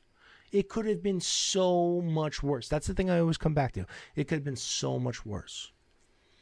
So the important thing, like when we're talking on this podcast about being a man, like you're raising your son and everything like that, recognize, I don't want to say recognize that you did something wrong, but like just take a moment to recognize, like, could I have done something different? Yeah. That's all. A little reflection. That's it. There's nothing wrong with that. And I feel like a lot of people these days, especially, the men in the father role, they put up this like guard. No, I'm perfect. We're going to do it this way. And it's going to be this and it's going to be that. And this is what I said. No. Because as much as you want that child to be made in your, image, they're not you. They're not growing up when you did. They're not growing up with the parents you had or in the social times that you did. It's as simple as that. Yeah. Yeah, but the thing is, like, you have to think of it like a domino effect. The things that happened to me when I was like 5, 6, 7, 8 years old are still affecting me now, and I'm going to be 35 next month. Well, you don't forget those things, and it's when it happens at such a young age, it's shaping who you are as a person. Right. So let me ask you this. So you asked me about, like, is there anything good like my father and I did? Like, what about you and Tyler? Is there something you and Tyler do specially together? Oh, of course. But it's like one main thing, like, you think about. With me and him? Yeah. Pokemon. Okay, talk about it, Steve. Oh, I mean, he's a good sport. Because Welcome to podcasting. I'm your host. I thought you were just. No, I I'm didn't your know host you for the next 30 seconds. Yeah, no. But yeah, that's one of our shared interests. I'm not ashamed to say. It's I introduced it to him. That's something we can bond over, and not just Pokemon. Now it's watching movies, watching Marvel movies. Now we're gonna get into X-Men soon. Like now we're reading Harry Potter. It's like these are the nerdy things that I love that he's discovering he's interested in. So one door is open, many other doors. Exactly. Isn't it great? It's a beautiful thing. Isn't it great? I mean, I wish he would talk a little less during the movie, but we'll get there. You can watch a movie with Louis. He doesn't say a word. Huh? What are we doing? Yeah, bro. Yeah, bro. Yeah, bro. Shout out to Louis. Anyway, I love Louis. Yeah, but like you said, like he's not me. He's not growing up the way I grew up. And me and Betty talk about this all the time. Like, it's easy for us to expect X, Y, and Z out of him. But it's also us viewing him through the lens of our own life. Right. And not through the lens of his. Because, I mean, the way he's growing up, especially like with Betty, growing up in Cuba, like, it's easy for her to say, oh, well, I did this and I did that. And you can expect that out of him. But he has a completely different upbringing than she did. Well, I mean, his stepfather has a garage with Vigo on the wall, so that is true. now X-Men, I just realized X-Men the black deer. Oh, that's Victor. Victor Stanislavovich. I gave him that name. Yeah, no, but it's different. And as much as I may try to correct the mistakes of my parents, right, in that process, I'm probably making just as many new mistakes. But I'm trying to be conscious of it. I'm trying to be cognizant. I'm trying to always look at what I'm doing and how that's affecting him. Sometimes I might do something and then half hour later I'm like, fuck. Like, I need to go apologize for that. Yeah. And I can go apologize. Hey, I'm sorry. What What are you talking about, Dad? To him, like, it was nothing. But down the road, it'll click. Yeah. That's the big thing. That's the big thing you got to take from all this, because it's like I'm the opposite end of the spectrum. And again, happy about it. But I don't think I'm going to say this right now. Tyler's going to open his eyes in like 10, 15 years and be like, you know what? I was pretty goddamn lucky. I hope so. You know? If he's listening to this down the road, yeah, you're fucking lucky, kid. You're lucky. This is for him to find. I'm gonna put it's like my little time capsule for him. Yeah, a little Sons of Anarchy thing, a little diary. Yeah, but I think that's also a common thing with our parents' generation. It's never admit a mistake, never apologize. It was like, listen, it is what it is. All right, let's move past it and just brush it under the rug. Right, and I think, that approach, like, yeah, you could brush it all under the rug, but nothing's getting fixed, and it's just festering and festering and festering, and over years it's snowballing into something bigger that's just below the surface, and at any minute, it's all going to spill out. Right. And like you said, it happened to you. It was like the floodgates open, Right. And I understand that feeling. Like, do you ever have like that? I don't know. Maybe it's just that all guys have this, but it's just like, it's almost like a little darkness inside you. Call it an aha moment. Not even that. It's just like, there's some ugliness deep in there, and where it comes from. Everyone has some scar. Some emotional scar from, when you were young. Yeah. And it's just something that never leaves you. And the smallest thing will set you off. And you feel it in there. And all of a sudden you think right back to it. It takes you right back to it. And it's like that monster you got to keep locked away. It's like, fucking stay in there. Yeah. Yeah. And you got to feed it a little bit every now and again just to kind of keep it at bay. And it's the sad part is that, like, it's never going to go away. I mean, could talk to counselors and everything like that. I'm not one for medication. I don't like popping pills. That's not me. I don't. No, I don't either. But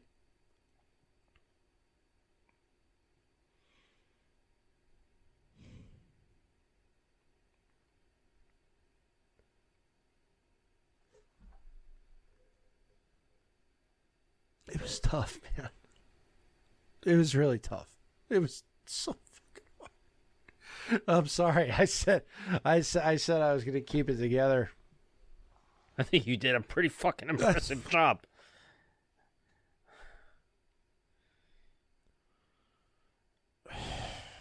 It's just, oh man, it's always there. Yeah. And I don't want it. I don't. It's always there. And no matter what, it's not going away. And the only thing you can do is, manage it. It just sucks so much. I wish I could have done the stuff that, like, you do with Tyler. I wish I could have done the stuff like Jeff and Big Jeff. Like, it just, God, it just sucks. And it's why I love my brother so much. I love my brother so much because he did so much to, he taught me how to shave. He taught me how to throw a baseball. He taught me how to drive. He let me drive when I was like 14. Like, it just sucks so much. And it's like there's times, Steve, where, like, I'm jealous of kids who didn't know their father. You know what I mean? And there's going to be people who are like, no, you don't know what the fuck you're talking about. All right, fine, I don't. But it just sucks so much because all I ever wanted was that. That's it. Like those little things, like what you do with Tyler, like you're saying with Pokemon. It's great. It's great. It's awesome. I'm sorry. It all just hit me. I'm sorry. it all just hit me. I'm sorry. Listen, I mean, I don't think most people are lucky enough to have like a fantastic relationship with their parents. Maybe that's me looking at it from a skewed perspective. Yeah. You know, I have a complicated relationship to say the least.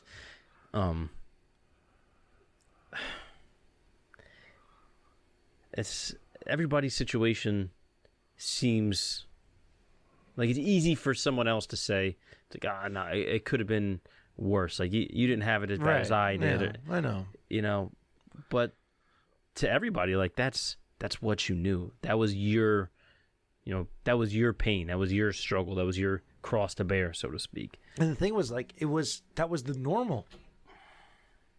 I thought that was normal. We all do. If that's all you know. That's the messed up thing. I thought that was normal. So what are you doing now to work through all that? I know you mentioned counseling. So still go to counseling, here and there to talk about it. And what basically I try and do is just remove toxicity from my life. And I try and appreciate the little things as much as I can. I've got 4 wonderful nieces and nephews. I try and spend as much time with them as I can. And I'm sure I could always do more. We all could. We all could. But it's like I still have like my own struggles with it. I mean, we all do. But that's not like Jackie and Frankie and I. We all have our scars from it. I'll just say this right now. Big shout out to GH, my brother-in-law. Mm-hmm. He is a wonderful husband and father to my sister. He's been there for forever. He was there through all of it. I mean, it's tough. You try and focus on the positive that you can take from it, because even though something is so negative and so dark, like, you can take something positive from it. And that's what you try to put into your life. Because I never want to, like, if there's one thing that, like, he showed me, was that I never want to be like him. Mm-hmm. But that's a skill, being able to find a positive even in the shittiest situations. Right. And then, like, I look at how my mother handled things, and, like, I never want to, like, lay down for what's wrong. Mm-hmm. I want to stand up for what's right. Use that big mouth for good. Yeah, thanks, man. It's just, it's tough. I mean, there's good days, there's bad. Like, I will say this, like, there's a serious depression in my life around Christmas time, because when they did the coroner's report, he killed himself on Christmas. So my father killed himself on Christmas, and I found him on New Year's Eve. It's a rough holiday season. La la la la la la la la. Mom died a few days later. Fa la la la la. Happy New Year. It's just rough, man. So, yeah, like, my family, lightly, my family and birthdays and death days, they're very. The way I always thought of it, and like we said earlier, who the fuck am I? I'm nobody. I'm just some fucking jerk off. But it's kind of like, imagine your mind, your psyche is like the house. Right. You walk in that front door, right into the little foyer there, and what's the first thing you see? It's always there. And you're going to have to walk by it every fucking day. But you have to walk by it. You can't shield your eyes. You can't forget it's there. It's there. And that's the only way to ever be able to deal with it and to come to terms with it, is from seeing it every day and making that determination that this is not going to define who I am. This is part of my life. This is part of what made me who I am, but this is not going to define me. You know what I mean? No, I absolutely understand what you're saying. And the key is, you can't run from it. You can't erase it. You can't forget it. It's there, and it's always going to be there. But the more you more you face it, the less shitty it's gonna be, or at least the better you're gonna become at dealing with it. It's not gonna get easier. You're just gonna get stronger. You know what I mean? And it's one of those things like when I have the nightmares, and I'll still call them nightmares because I don't enjoy them. What the fuck else are you gonna call them? Right. Yeah. But like I have those moments now where I'm like, I'm stronger than you. Mm-hmm. Like I'm saying that, like it's one of those things where like you're in that dream where you can kind of control yourself, but you can't wake up. Mm-hmm. No, I'm stronger than you. No, you can't get me. You can't hurt me. This is someone who like has thrown me downstairs and put me through walls and foot in my back and twisted my arm and broke it. Like, no, you're not gonna hurt me. And then like you shoot up and like you're drenched in sweat and where the hell am I? You know? I mean, and let's say it wasn't like I was a nom or anything like that. Like I get it. Yeah. I get it. I had a rough childhood. Everyone does. But like it's like you said, like it's there, but it's like, how do I deal with it? I could deal with it like certain, like, what am I going to do? Go off and drink myself to death? Yeah, you can't bury it. No. It's there. I try and face it as much as I can. Some days are better than others. Exactly. And that's it. That's it. Yeah. That's where I am. I'm okay with that. Because the alternative is a lot worse. It's true. You know, it's funny, like, we talk about the way these, like, scars we have kind of have a way of manifesting themselves. Yeah. Sometimes in, like, a weird way. Yeah. I'll tell you a story that, I mean, it's, you know, it's kind of like I don't want to say a throwaway story, but it's a little way that one of those things kind of came out for me when I took my black belt test. Not the kids one, but the adult one. Of course, you know, who do I have to go against but Right, the old man. Yeah. And I just remember, you know, you're fucking exhausted. You have to do the whole, like, the written exam first. You're going like 4 hours now. It's like it was like a 3-hour test. Around there. Two to three. But anyway, you do, you know, all the technique part first, and at the end is like the sparring, where you have to spar against 5 lower level belts, and then you have to go against 3 black belts. Not all at once, but in succession. Right. And then you have to go against him, the sensei. Yeah. So by that time, you know, everybody is just fucking dead. You're wiped. And I was a freshman in high school now, going against all like grown fucking men. Even the yellow belts that I had to go against. One of the guys was like 6'5". No. Like just a giant dude named Dante. This giant bald black dude. They did the same to me when I went for mine. And he was the coolest guy too. He was a boxer. But he was literally 3 times the size of me. And well, Steve, you're what? Like I'm not a big guy. In case you haven't noticed, you're like 5'24". I'm actually like 5'6". 5'6"? Yeah, 5'6". Are you allowed to go on all the rides? I am actually. Are you sure? But I did have to go to Miami to find a wife that was shorter than me. Which is why I love that family. Because I feel like a fucking Nordic giant compared to everyone. You're like Buddy the Elf in Cuba taking a shower. Yeah. So anyway, so now we get to the final thing, and it's 5 minutes against him, which, you know, may not sound like much. And at this point, he knows you're done. Like 5 minutes is a long time. It's 5 minutes. At that point, 5 minutes is a half hour. It's basically just 5 minutes of him just fucking with you. He's gonna hit you as hard as he can until before he knows where it's too much. You know what I mean? He knows you have nothing left to give. He's just gonna do as much as he can until you know, to keep you on your feet, at least. So anyway, so I just remember I'm a couple minutes in, I'm fucking tired, I'm getting fucking thrust kicks to the stomach, and I remember just like thinking about all the things I ever wanted to say, like all the times he made me feel like shit, all the times that, you know, he made me feel like I was this fucking tall.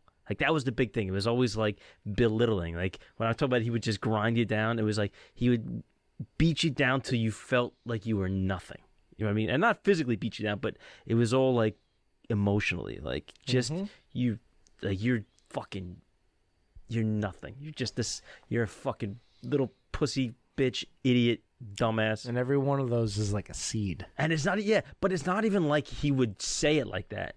It was just the way, and he would manipulate me, like as I was growing up, and he would try to, you know, play me against my mom because, you know, they got divorced when I was 3, and it was all this stuff. It was just coming out of me, and I just remember like he was telling me like, you know, get up, and I was just saying, Like, I'm not an idiot.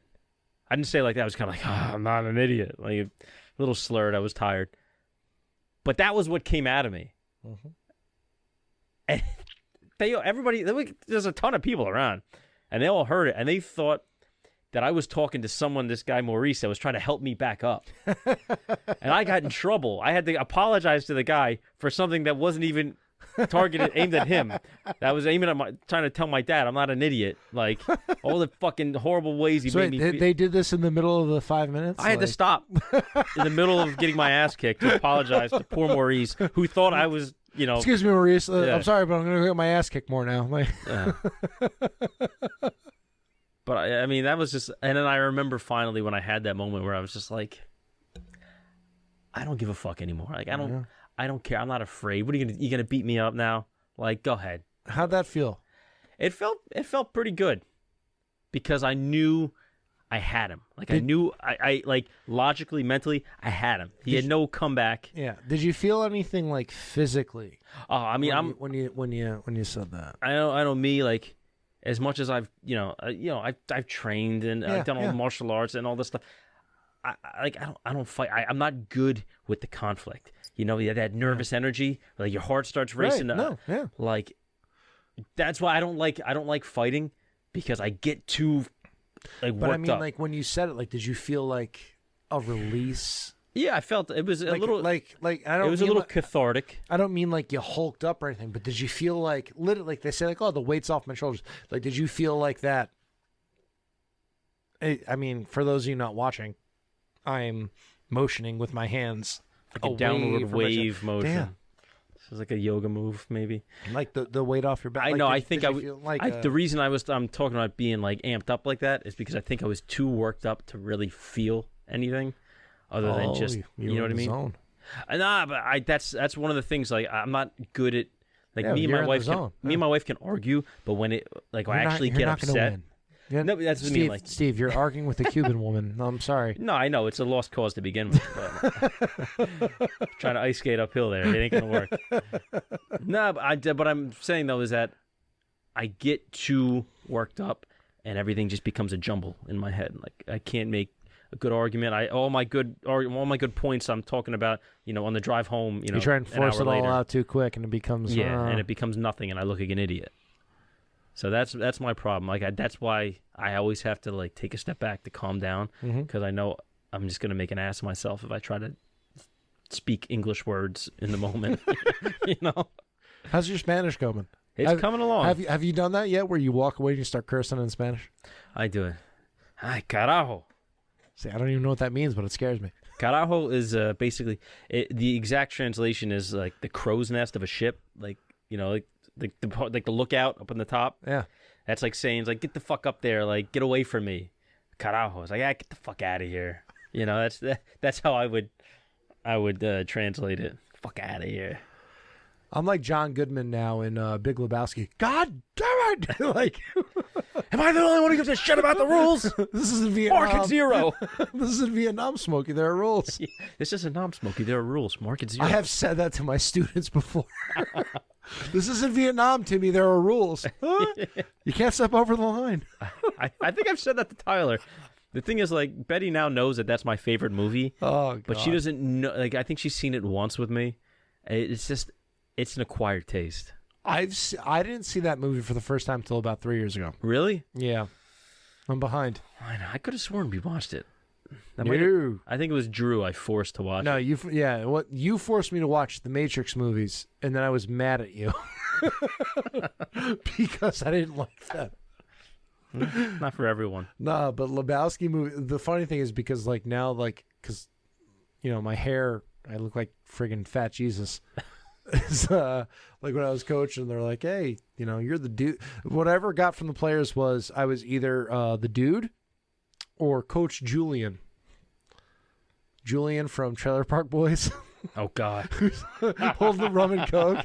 They're like, "You look just like Julian." I'm like, so like the kids would. I can't unsee that now. No, exactly. So I'd be like, they'd be like, "Hey, Coach Julian." I'm like, "Don't fuck with me, Ricky." Like, Oh, it's hilarious. Just next time, just tell him, dude abides. Yeah, the dude abides. Well, that's the thing. Yeah, Serena, you're the dude. Yeah, Dude buds. Dude, El Duderino, if you're not into the whole brevity thing. Anyway, all right. We're getting pretty late here. Yeah, no. Bro, this is a heavy one. I'm glad we were able to lighten it up a little at the end. Yeah, no, absolutely. But I take my hat off to you for being as open and honest about that one, because it's some heavy shit, man. And I really hope that. I mean, for one thing, I hope you keep me in mind. Like, if ever you feel like you got to get some shit off your chest, absolutely, that's what this is for. Well, and it's funny, we didn't get to talk about that like really with like the, the long-term effects. Is like I don't want to bother anyone. No, I also also always felt like I was bothering my father. Yeah, you know what I mean. Like if you and I go to a restaurant, right? We go to a nice Italian restaurant. They're famous for their chicken parm and their spaghetti carbonara, and we order that and that. Sound like Medigans to me. Yeah, the Medigans. Yeah. And they bring me, salmon. I won't say anything. Well, that's also common sense. You don't want them. You don't want to send it back and they spit in the food. You know? No, I didn't order it, so I ain't gonna say anything. I go to a store, I can't find something I want. I'm not gonna ask for help. But no, I mean, I'm happy we got to talk about it because you know what? It's something that is real, and it's something that if I'm gonna go by the statistics, there are more than a few listeners who have experienced something like this. Yeah. And I just want to say you're not alone. That's the thing. That's why I'm so happy that, because you're someone I've known for so long, I'm happy that we could talk about it because I'm comfortable talking to you about it. Well, yeah, it helped that we've experienced so much together. Yeah. And even a couple of those things, like I was literally there for. Yeah. But, one of the things, like you brought this up to me, you brought up this idea. I was a little hesitant at first because it's so real. Yeah. You know what I mean? And, that's right. I came to you and I said, let's talk about it. That's why I take my hat off to you. Yeah. If I had one, I would take it off. We already discussed the head size issue. But suicide is a thing that is talked about, but I don't think people really have a grasp on how serious and how widespread this is, especially for guys. Yeah. I mean, the numbers in terms of statistics in terms of who is committing suicide is overwhelmingly men. Especially now in this day and age, men have in some ways kind of lost their way in terms of what is our purpose anymore. We're not the only ones that can provide for a family. We're not the only ones that can go to work. It used to be the man goes to work, the woman takes care of the house. It's 2020. Women can do almost they can do everything we can do. I mean, I don't know about writing your name in the snow with your pee, but you know what I'm saying. That'd be impressive. Yeah. Try to get the ass, the shit's all fucking cockeyed. No. But it's goddamn cute in my name. But I mean, like, they don't need us. And if we're lucky enough, they want us around. In which case it's not like we're without value, but we're not required. You know what I mean? And there's a lot of guys out there that just like, what do I do? Like, what do I do? I'm trying to impress a woman, but like, I don't even know. I didn't go to college. I can't get a good job. Where do I fit in the world? And there's a lot of lonely guys out there, a lot of guys who have no one. And because of the way you're raised, where it's not to talk about your feelings, don't complain, shut up, just be strong, figure it out, man up, all that shit. There's a lot of guys who just aren't equipped to deal with the reality of how hard it is just to be a person in general. Doesn't matter when or where, just existing is hard enough on its own. And it's an epidemic. I'm sure a lot of these guys are far from perfect. I'm sure a lot of these guys are probably involved in some bad behavior. But it's like, who's trying to reach out? Well, it's one of those things that it's not openly talked about. It's one of those things that if someone comes to you, to most people, and say, "Hey, I'm thinking about killing myself," they're like, Okay. Okay. We can talk about that. Yeah, is it Homer Simpson backing into the bushes? Yeah, he's backing into the bushes. It's not something people want to talk about because it's the same reason that when there's a major accident on the highway, people slow down and look. It's the same reason that some of the most watched shows on Netflix right now or streaming services are true crime. Mm-hmm. Because people can't imagine doing these things or going through them and experiencing them themselves. But the highway thing is even more. But they're curious. They want to see. They're not going to get out and help, but they want to see. They want to see. They want to watch. They're curious. And we're all guilty of it. There's a reason why Rob Zombie can still make movies. Yeah. As bad as they are. So, what you're saying, I feel like it hits the nail right on the head. Yeah. It's that simple. It's something that awareness needs to be brought to. People need to be more open about it. And I can't say it enough. I regret not helping my father. I was happy when everything happened. I was. But deep down, guess what? He's still my father. Mm-hmm. If you see someone who needs help, who just needs like a pat on the back, just, hey, like, can you just come talk? Like, here, like, let's go have a cup of coffee. It sounds so stupid and so cliche. Like, it sounds like something Candace Cameron should be making a movie about on Hallmark. Really. And people will laugh about it. But it's a real thing. It's such a real thing. And it affects so many people because it not only affects the person who's going through it, it affects the branches off their lifeline. And it's just, there's so many problems out there. There's so much trouble. There's my thing is that, just try and be there. You were there, Steve. There were a lot of times I wanted to, there were the times where I remember I opened up to you and I lost it and I broke down and you were there to keep me on track. You were. And it was kind of, I remember at the time, like the next day I was like, oh my God, it's embarrassing and everything like that. Yeah. But no, you saw it. I remember the first time he told me some of those stories. Yeah. But everything you're saying, it's a bullseye. But think about it. Like, your dad, he's been doing all this shit his whole life, his whole marriage, your whole life. Yeah. But it's like, did he ever talk about it with anybody? Did he ever open up a little bit? Was he sitting there hearing someone else talk about their struggles, their problems? Like, was everybody just fucking silent? Was it just, who's winning the game? And what was interesting about it was after everything happened and we went and we spoke with my grandparents, his parents, they were like, we had no idea. And we didn't raise them like that. Yeah, we don't. We never hit them. We never slapped. He's like when we were telling the story, I'll never forget, my grandmother broke down. And I was like, all right, we're going to stop. Yeah. We're going to take a time out here. But it just, I don't know. I don't know how to put the icing on the cake with this one. No, I know. It's like, you know what I mean? Like, it's just. There's no neat way to wrap it up, But just be there.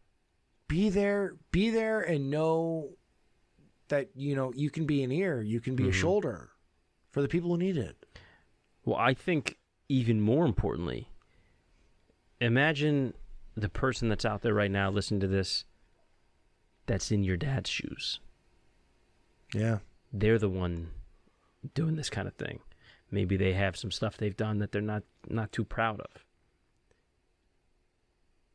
Who are they talking to? How do you live with yourself? Reach out to me. You reach, but I'll listen. I'll talk. Yeah. But no. But what you're saying is absolutely right. Because it's not something that anyone wants to admit, Steve. Of course, and it's not easy to have empathy for that person. You know what I mean? Right. When you've done horrible things. Would you apologize for being a diabetic? Well, listen, the addiction part I get. Yeah. Like, okay. But some things you need a very special apology for some things. Yeah. You know? That's what I'm saying. It's different. Yeah. It's different. But do we turn our backs on those people? Do we try to fix them? You know what I mean? I feel what like, do you do? well, Is anyone truly ever is that beyond person having salvation? an impact on someone younger? Then you have to try and save them. Mm-hmm. I think part of my problem was that I felt like it was too late. I was like, you know what? I'm in college. I'm good. I'm the youngest. Jackie, Frankie, they're good. Like, don't need you. But maybe, but my point is that maybe that's not. You can't write off that approach. You can't just say like, "Oh, it's never too late." Maybe sometimes it could be too fucking late. Oh no, I'm not disagreeing with you. Yeah, I'm not disagreeing. I'm not saying I know the answer. I'm just saying like, maybe we never know. Like when do we stop trying? When do we stop reaching out? Do you want to flip it? What would you have done? What would I have done? If you saw all the signs and everything like I did, would you have said anything? Would you have stepped in? Would you have tried to save them? Would you try to talk them off? If I had been in those situations you were in as a kid, my whole life growing up, maybe I would have done the exact same thing you did. Because it's easy for someone else to say what they would have done or what they should have done, but you weren't there. You didn't live it. Right. You know, you're always looking at it from outside. I remember like when I was sitting in counseling, I'm like, that's like the hardest thing I'm having a problem with. And I'll never forget, my counselor just finally said, she's like, Rob, are you trying to tell me that you're happy he was dead? And I was like, yeah. Yeah, I am. Yeah. And she said, can I put my hand on your shoulder? And I said, yeah. And then she came over, she gave me a hug. And I broke down. Well, I mean, think about it, though. That's a hard thing to say. Yeah. To vocalize. You know how some things, like, it's not real until you hear the words coming out of your mouth, you know? That's tough. Again, it is what it is. It is what it is. Don't call him. Hey, see, you did it. You did it. And with that, we're going to wrap it up. We'll wrap it up right there. We've already done my longest podcast ever. Oh, I'm sorry. No reason to apologize. Yeah, dude, again, huge respect. You know, really, I give all the credit in the world to you. Kudos to you, Roku Sake-Bomb. Hey, thank you, Roku Sake-Bomb, a.k.a. Pimp Hand of the King. Pimp Hand of the King. No, I appreciate it. Listen, do me a favor, give those numbers again. Yeah. So anybody out there struggling with these kind of issues, with depression, loneliness, having those bad thoughts, you know, going deep in those murky waters. Yeah. We have... So, big whole thing is don't be afraid to reach out. That was the big problem that we had. And if I could, I would have done it much sooner. Victims of domestic violence, you want to reach out to 1-800-799-7233. That's 1-800-799-7233. Suicide prevention, anyone you know in your personal life talking, worried that you're concerned about possibly going down that road, which is never the answer. Again, never the answer. That number is 1-800-273-8255. 1-800-273-8255. Do what you can, all right? Everybody needs a voice. Sometimes they just need a little extra help and some push, all right?